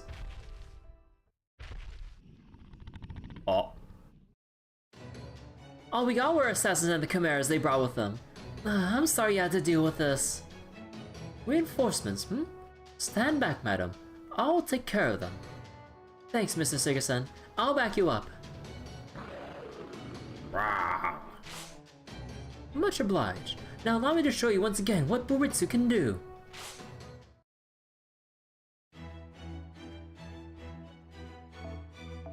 Wait, are we loading the Siren selection screen? Oh, okay. Synthetic beast and... Ah. Oh. So wait, is this unupgraded? God damn it!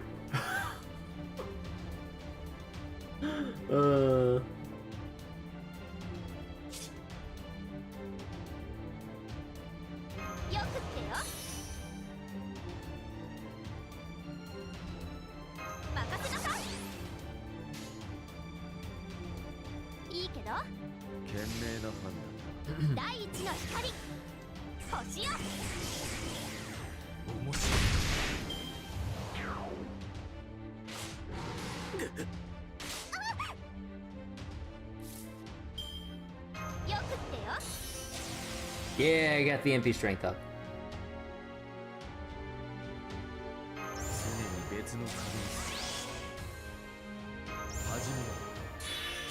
Oh wait, why did I do that?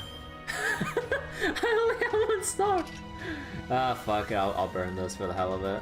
Well, actually I might regret that, right? Fuck it, that 10% is all we need. 10% is a gacha player's dream. Oh wait, now I don't have the mystic code because they didn't let me actually pick. Oh, god damn it. Oh, wait, what goes up with overcharge? Just the crit, just the crit strength. And then this one was decreased defense, crit rate. Oh, so basically all the debuffs have increased overcharge.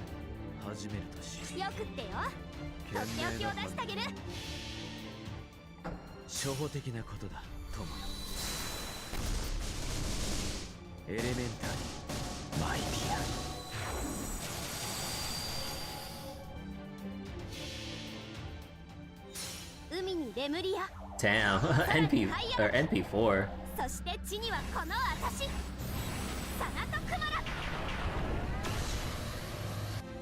Oh, Damn it, my 10%.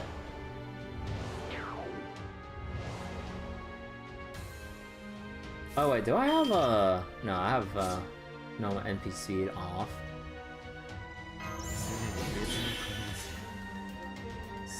Alright, Holmes, show us your Buritsu.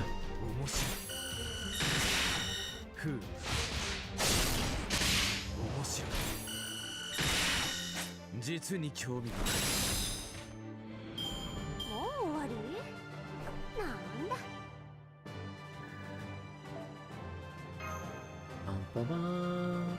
Oh yeah, you know there's one thing nice about leveling up, and you have like overflow AP and everything. You can convert all that shit to blue apples. Too bad I'm not a new player anymore. We're almost at level cap. Well, I say almost, but the XP curve is ridiculous.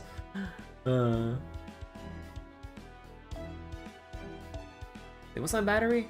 45%. Okay.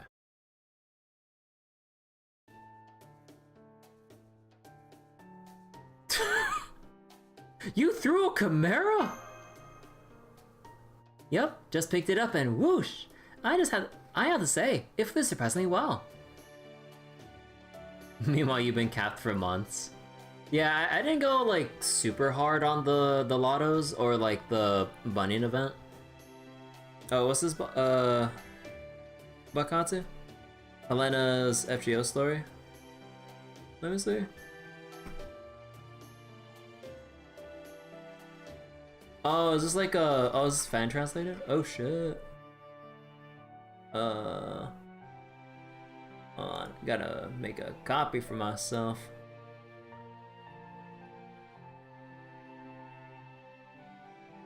There we go. Thank you, Google Drive. I'll have to go give that a read later. If I remember. So your Baritza was just as strong when you were alive as it is now. I should have known. Remember, these were not the phantasms of Greek myth, but mere imitations devised by late 19th century mages.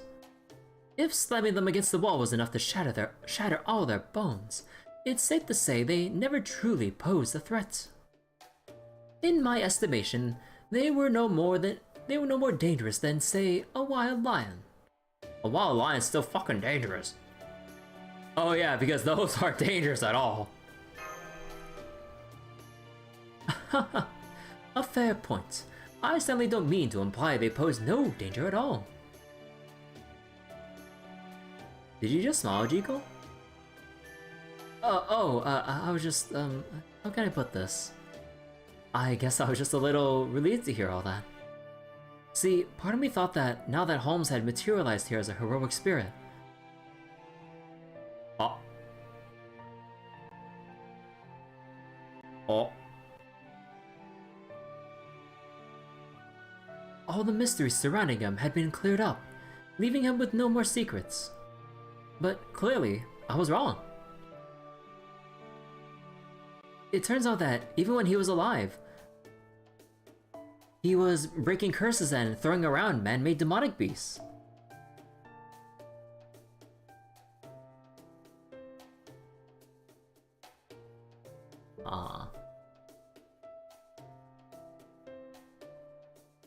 So yes, I'm happy to find that you're still just as much of a mysterious gentleman as ever, Sherlock Holmes. Is that your way of paying me a compliment, Jiko? Of course. A mysterious gentleman, huh? Mystery. Speaking of mysteries, there's still one big one about you, isn't there, Sigerson? We never did find out if you were originally a rogue servant or if somebody summoned you here. Which is it? Oh.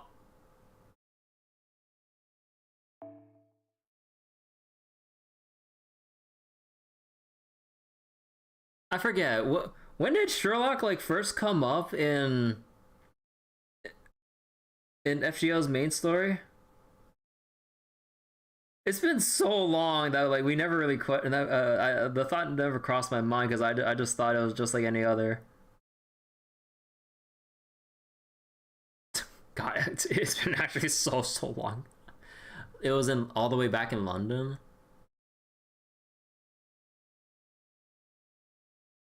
Man, I don't remember anything about London. I mean, to be fair, like, I only started remembering stuff from, like, Camelot onwards. Barely remember America. Although I did enjoy America more than the previous ones, but even still. And even then, it was like, it's fucking crazy how we just trekked across America. Like, oh my god, dude. So, London, he was mentioned. Then he officially appeared in Camelot? Ah. Screen Edge Phantom Gentleman? For that matter, how did you show up in the Sixth Singularity on your own? Ha ha ha. Now, Miss Blavatsky. I think that's quite enough for now, don't you? Professor! Professor? The spider! Yes, I do beg your pardon. It's really it's nothing really, nothing at all. I know how it looks, but I simply noticed some magical energy pooling right around here and thought I'd unhand the lady at once, Professor. Joined us after Shinjuku?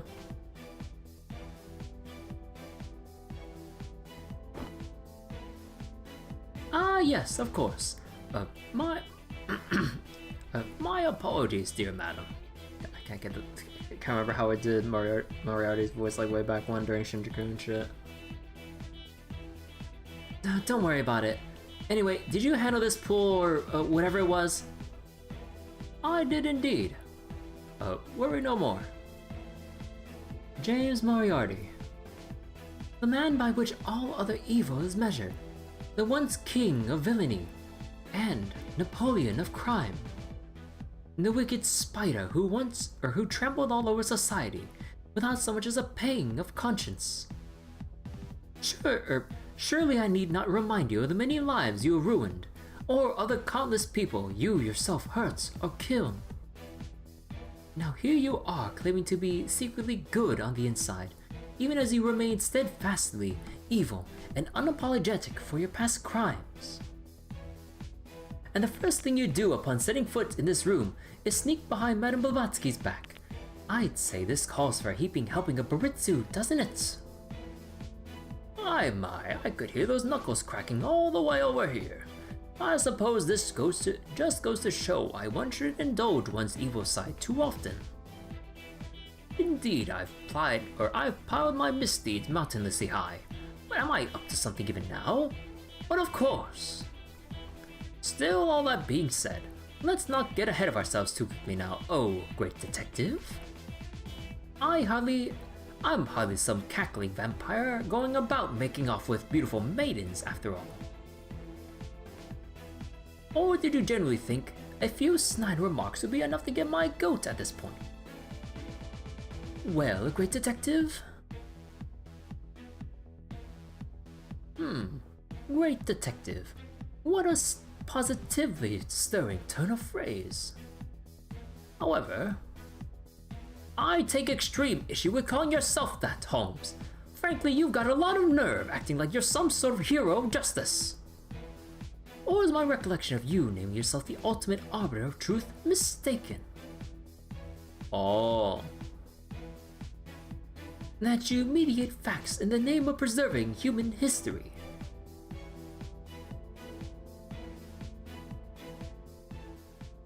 Huh. There is no need for humanity to know the full truth. Indeed, they must never know. That is precisely why I was given this ruler spirit origin, to both be a mediator and an arbiter. It is because I am meant to mediate facts and arbitrate all things, to ensure that human history will always exist.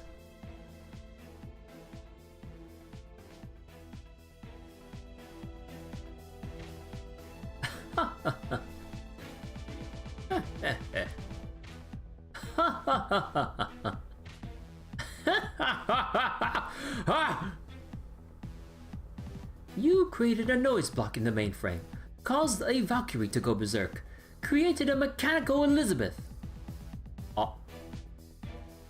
Indeed, it would take me days to recount your various misdeeds committed solely since coming to Chaldea. You're the King Spider, still scheming and plotting as much as ever, yet you act as though you're some benevolent protector or master. Where does the truth about you lie, Moriarty? You wish to know we can find it, old boy? Alright, that's enough. If you two insist on fighting, you can do it without getting Kirby and me mixed up in it. Halloween event is canon. He was the one behind Osaka Behime making Mechaliz.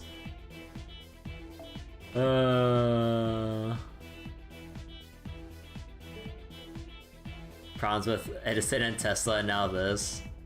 But yeah, every event is canon. They never said it wasn't. Besides, just like a poor Jiko. Me? Don't worry, I'm fine.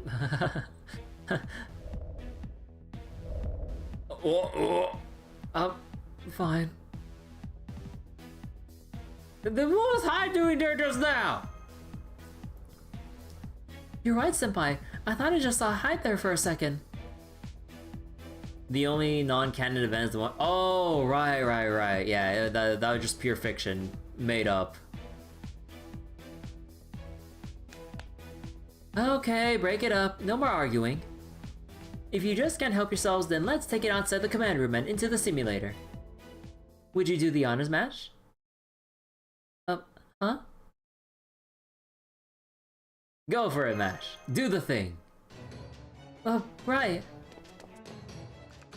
Do you need to make a report about this to Da Vinci or some shit? Arranging simulator settings now. Let's see, how do I split up the teams? Why, Team Detective versus Evil Army, of course. Wouldn't you agree, Mr. Hyde?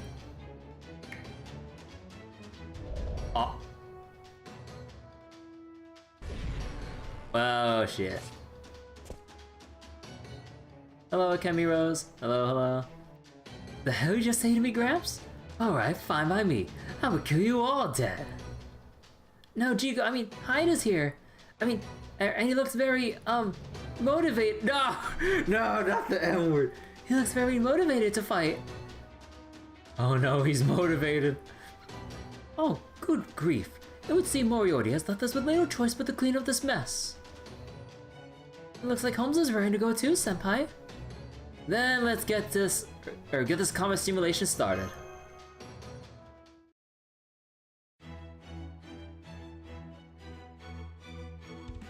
Go! Oh, I can choose anyone now. Nice. So wait, let me see. Actually, wait. If I choose someone real quick. Oh, you have to do Sherlock as a. Okay. Actually, let me see this. So then. Oh, it's a 2-3-2 kind of deal with Moriarty. Okay.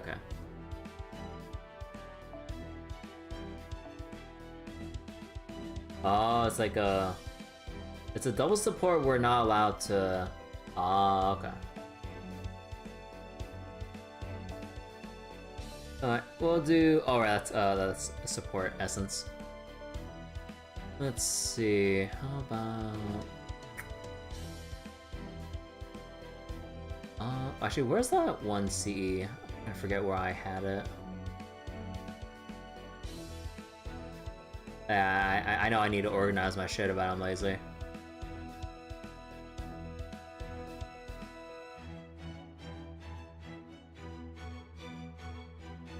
Where is it again? I know I have a filter option, but I can search for it. I think it was like further down.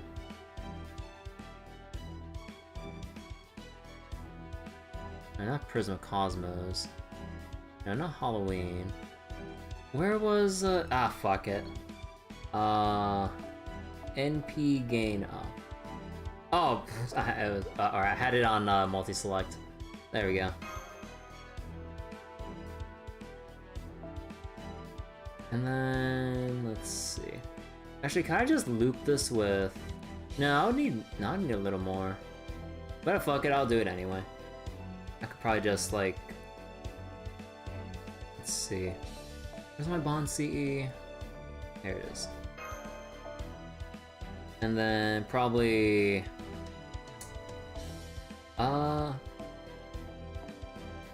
where is Saber Altar? I need Saber Altar to get bond points. There we go. So extra bond points for you. And backline, let's see, who will get backline XP?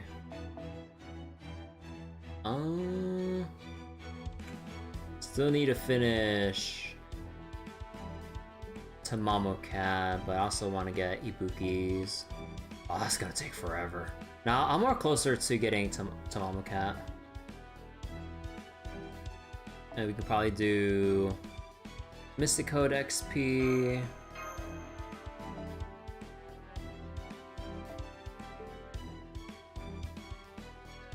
And then, let me see. Switch out. Yeah.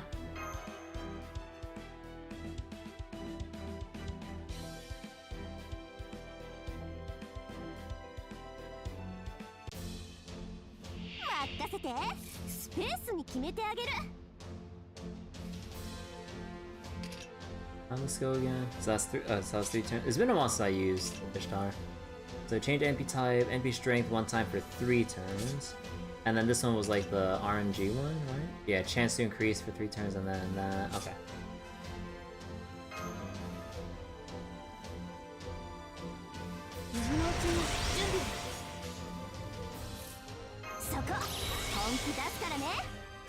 Actually, I should have switched out. Whoops. Switch out for Tamamo already.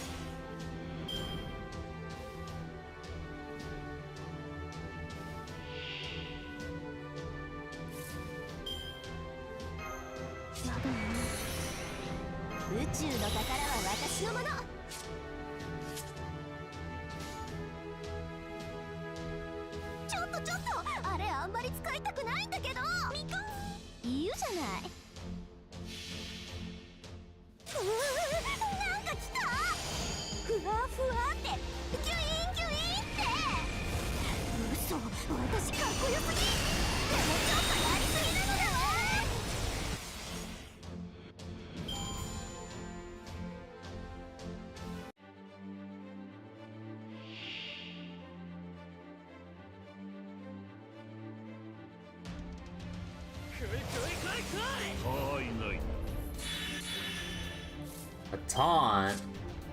Set NP to max when HP reaches 0 for a single ally. Wait a second.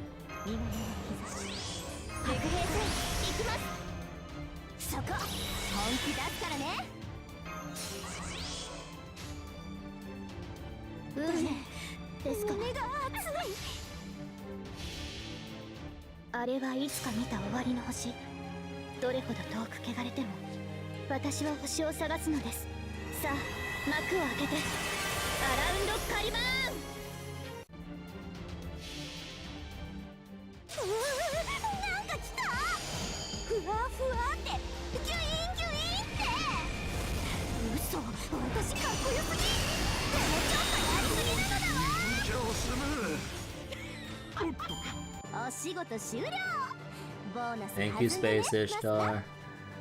Hey, I can complete one more interlude for extra quartz.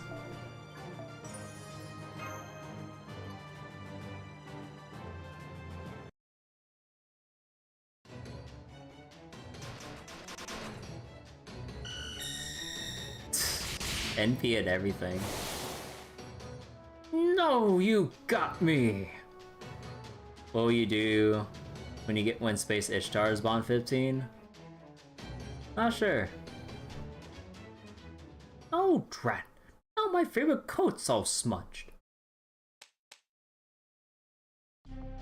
Very well then. I think I'll be on my merry way. Today's brutes really didn't number my poor back. Oh yes, that'll do, Hyde. Huh? The hell are you talking about? I can keep this up all. I said that will do. The tear in his eye.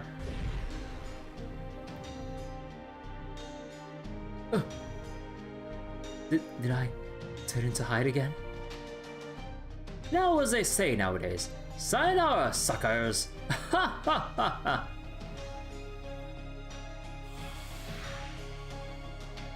We're still in the simulator. Ah, good grief. Seems like he threw subtlety out the window today. All that aside, this vision of London permeated by demonic fog does bring back memories. The first singularity is where you accepted that request from Babbage, right, Holmes? Yes, it is. Unfortunately, I still have yet to fully complete it, much to my chagrin. Though the first murder of humanity was prevented when Gautier and his mass incineration plot were defeated. It was not long afterwards that a second plot to murder all of humanity began, in the form of the bleaching of Earth. This is easily the largest murder case in all of history. As such, I must do everything I can to solve it, starting with finding out why the foreign god did it. Yes, the foreign god, a mystery of truly unprecedented scale, and a being we still know nothing about, despite having conquered numerous Lostbelts. I have no doubt I was given this ruler spirit origin in order to unravel this mystery, and yet... At any rate, as a detective, I am obligated to determine what true evil is. And given that I no longer have a human life to take care of, I am more detective now than I ever was in life. That I no longer? Why does it sound like he's speaking it as if it was a recent thing? Indeed, it may be no exaggeration to say that I am the very essence of a detective. Or come to think of it, I've never told you why I became a detective, or what drives me to pursue cases. I have no doubt that Miss Curiolite is already intimately familiar with my backstory.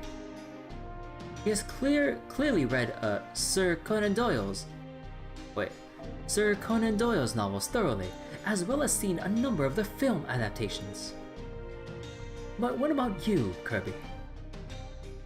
I'd like to hear it from you. As you wish. Why did I become a detective? There's one word that sums up my reasons nicely. Justice. Justice? Yes, justice. Believe it or not, I fight for justice. That is what is good and right. Surprised? While some famous detectives from modern stories seem concerned solely with solving mysteries for their own sake, I am not one of them. Well, I do have a fair bit of aptitude for making deductions as well, as you can most likely tell from the nature of my noble phantasm. But even so, I remain the one and only Sherlock Holmes. And it is precisely because humanity is currently facing a true existential crisis that I must never completely forget where good and evil lie.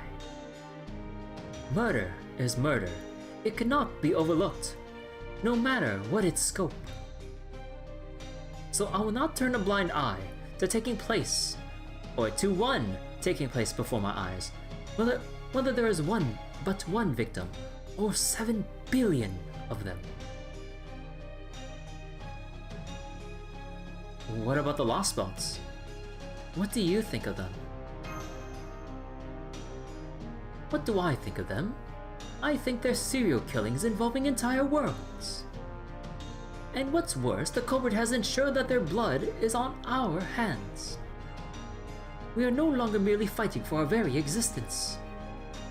In order for our world to survive, we have been forced to commit unspeakable atrocities, all the more reason that the one responsible must be held accountable.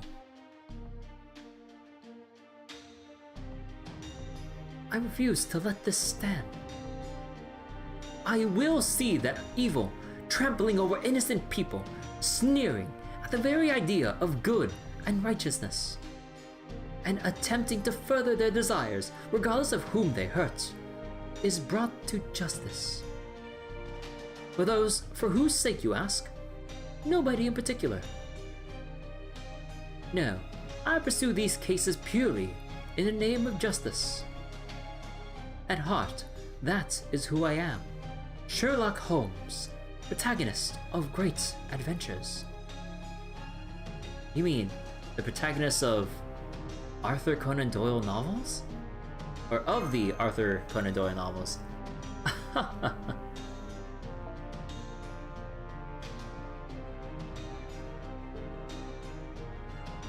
True, I suppose I have no right to call myself a protagonist any longer, now that I've shown you a wealth of evidence proving I once genuinely existed. But be that as it may, I am still the one and only Sherlock Holmes. I am a detective, the revealer of truth, and the world's first consulting private investigator. I'm also one of the first great detectives that became the archetype for many detective stories to follow, which brings its own set of responsibilities. And I have my pride as well.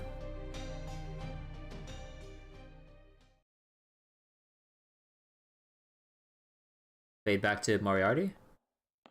Oh, Helena. You never did answer my question. You really put on a show of it too, with all that talk about solving cases in the name of justice.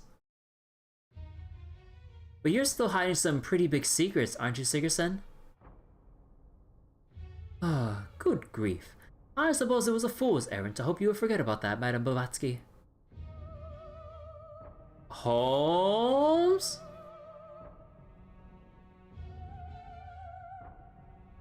Nonetheless, I meant every word I said. I only attempt to solve cases in furtherance of justice in the world. However, you are still correct. I do indeed have secrets. Furthermore, there is a great mystery regarding me personally that I have yet to solve. His own mystery that he hasn't solved? Who summoned me in the first... Oh.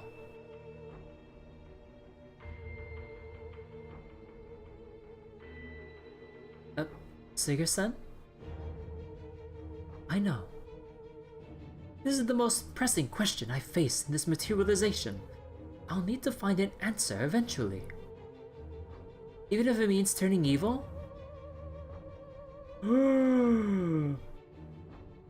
Are you saying you're willing to resort to evil means in pursuit of supposedly just ends?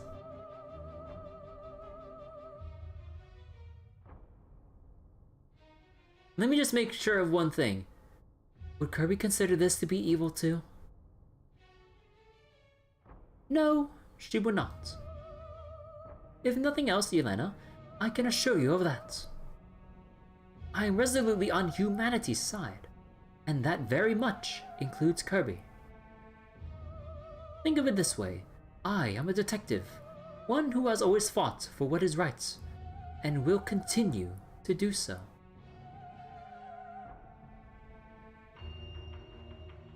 Are you sure? I am, madam, but if that is not sufficient for you, I will make a promise, or I will make you a promise as well. Everything I have told you is the truth. I swear it. And what exactly are you going to swear on? God? Yes, well...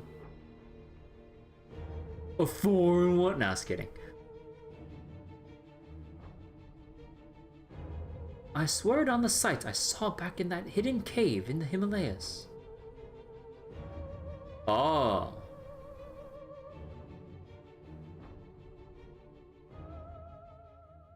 What the fuck happened in the Himalayas? On the proud final moments... Oh wait. Oh, sorry. Wait, I swear it on the sight I saw back in that hidden cave in the Himalayas, on the proud final moments of your fulfilled life.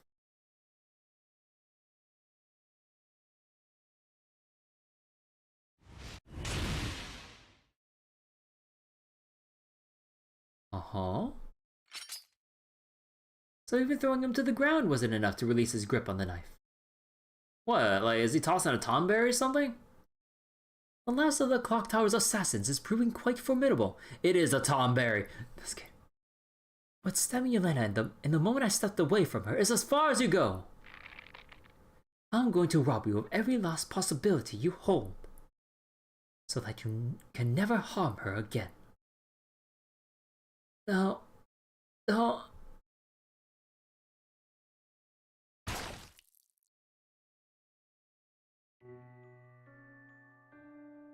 Coughing up blood with every word, her purple eyes pleaded with me not to kill him.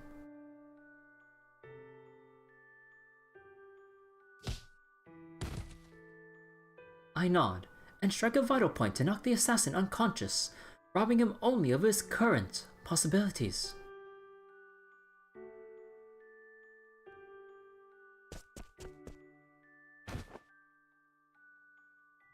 Yelena, why did this happen? How did it happen? A woman of your ability should have been able to make short work of a lone assassin the moment he stepped into the cave. No, I won't dwell on what could have been. This was her choice. She made it. Earlier she told me this.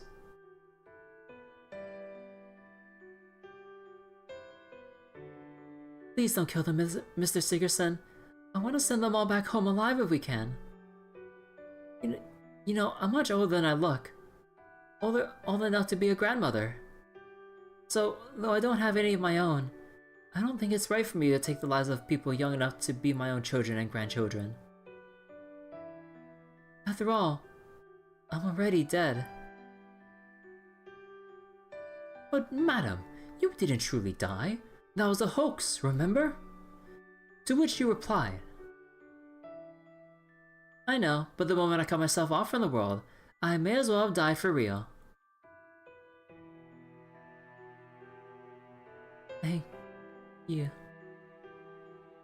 Mr. Sigerson.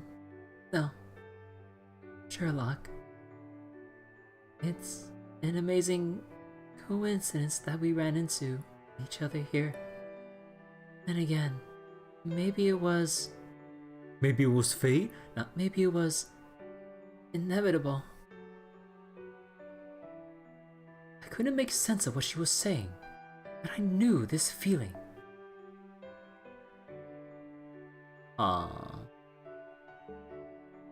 They were set up, Minnow showed the assassins. As I held her in my arms, I could feel everything radiating out from her body. Her life force was leaving her. After all she accomplished, she was going to die here. Yelena.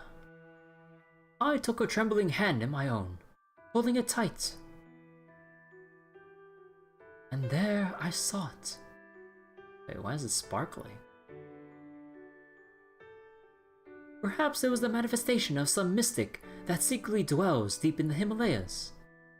Or perhaps it was a fleet of silver ships able to cross the sea of stars, envoys of a great transcendent teacher that descended to Earth to be with their favorite disciple in her final moments. Are you seeing this, Sherlock? I am. That light, it's so bright. Or perhaps it was the glitter of the last faint tears running down her cheeks.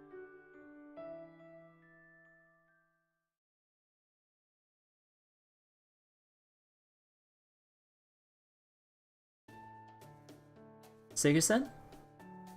Oh, yes. What is it, Yelena? You tell me. Why'd you go all quiet? Also, I'm still waiting for a proper answer. What are you going to swear on? And don't mumble this time. I can't understand you when you mumble. I swear on second thought, that's not the sort of thing one should ever repeat. Ha ha ha! Oh, Holmes! Huh? Ha ha ha ha ha ha!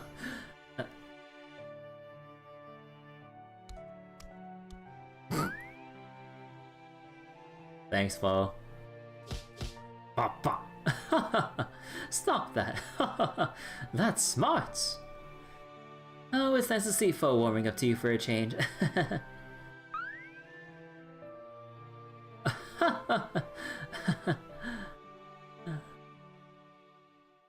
Oh. Oh, that's it!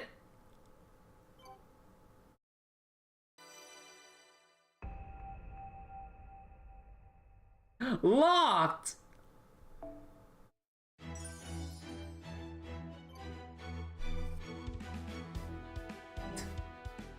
Baka Holmes. When's the Sherlock Holmes banner? It's been too damn long since I started playing this game. Why is Elizabeth here? It's been too damn long since I started playing this game. I need to get Sherlock. Oh, what's my battery? 34%. Oh. Even though we still got a good amount of battery life left and everything, I think I want to stop it here for tonight, honestly. Because, like, it's been a while since we've done, like, extended reading sessions like this, especially with, like, FGO reading. Like, I'm kind of feeling my voice strained already. So I don't want to overstrain it, because I do want to do more reading sessions. But, like, oh my god, how am I going to balance between this and Dogma 2? Should I alternate, or should I just keep on the 6.5 train? Because, on one hand, I don't want to ruin this momentum. On the other hand, like, oh, actually, wait, maybe I should off-stream the repeat progress in Dogma 2 since we reloaded the hard save and lost, like, an hour of progress. Actually, maybe I should get around to that. Because, to kind of, like, refresh what happened from Dogma 2, we had a time-sensitive quest, and I sort of kind of did things slightly out of what we imagine is the intended order of quest progression, and I ended up showing a key item that basically removed the flag for me to get the best outcome, and then I had to reload because there's no other way to fix this, and reloading the hard save costed me an hour in Dogma 2. So yeah.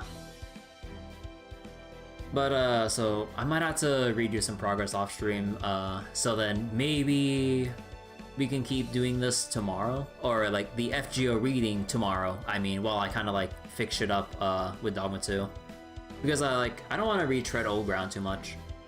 So wait, so for Moriarty's interlude, basically he sets up this whole big event just to get you into a quiet place from prying ears, telling you not to trust Holmes, and then he wipes your memory of what he said. Oh. Oh god, how long has it been since I read Moriarty's Interlude? Because, like, I believe, like, there was, like, another period of time where, like, we got early access or free access to certain interludes. How long ago was that?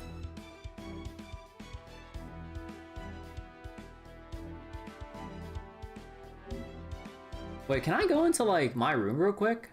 And, like, look up, actually, oh,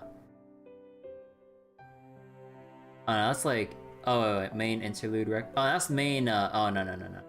Actually, how do you look up, like, servant interludes? Like, are you supposed to look it up from the records?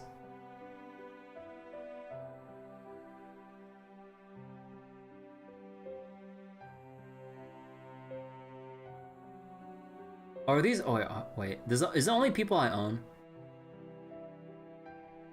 Or is it anyone I've watched?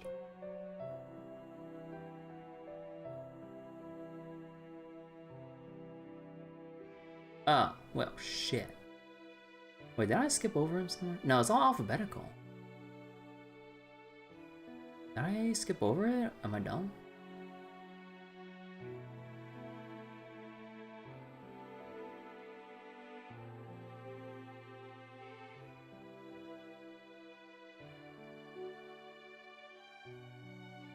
yeah. Sounds like a thing to look up after the stream. Yeah, because like I wanted to go to like the final part of the Moriarty interlude to then like zoom all the way to the end about where he takes us aside, so I can kind of like, you know, reconfirm it for myself, even, you know, even if anyone else kind of just, you know, tells me in chat. I kind of want to see that very moment again, because it's been so long. Because like, oh my god, like how long ago was that? Because I don't, my memory's not that good.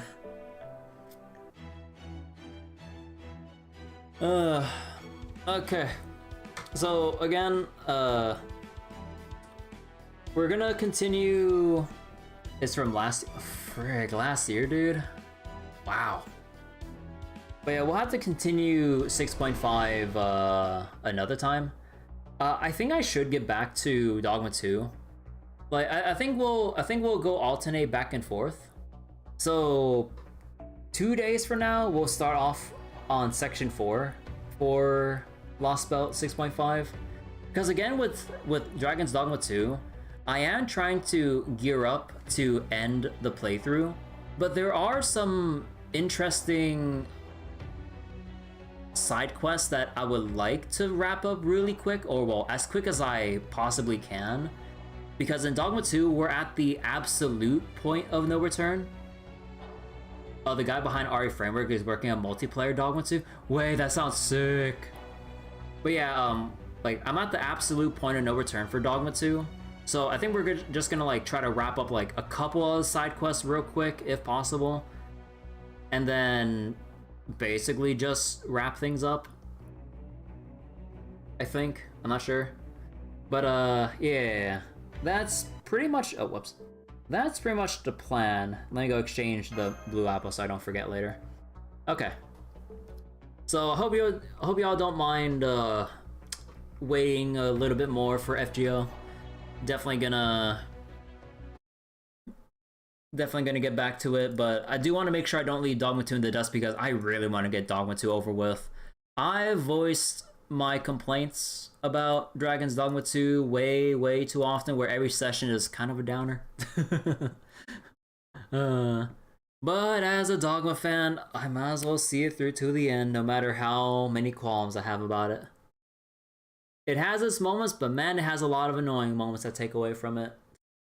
Like, just like how Dogma 1 is a big game of what could have been with great potential, it's the same exact thing for Dogma 2 when it shouldn't be like that. It should have already been it should have been realized potential.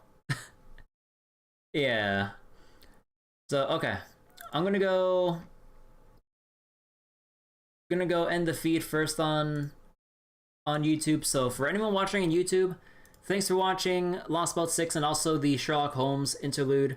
Over on Twitch, I'm gonna go find someone to raid up real quick. So yeah, for anyone on YouTube, thanks for watching. I'll see you all later. Bye bye. Take care.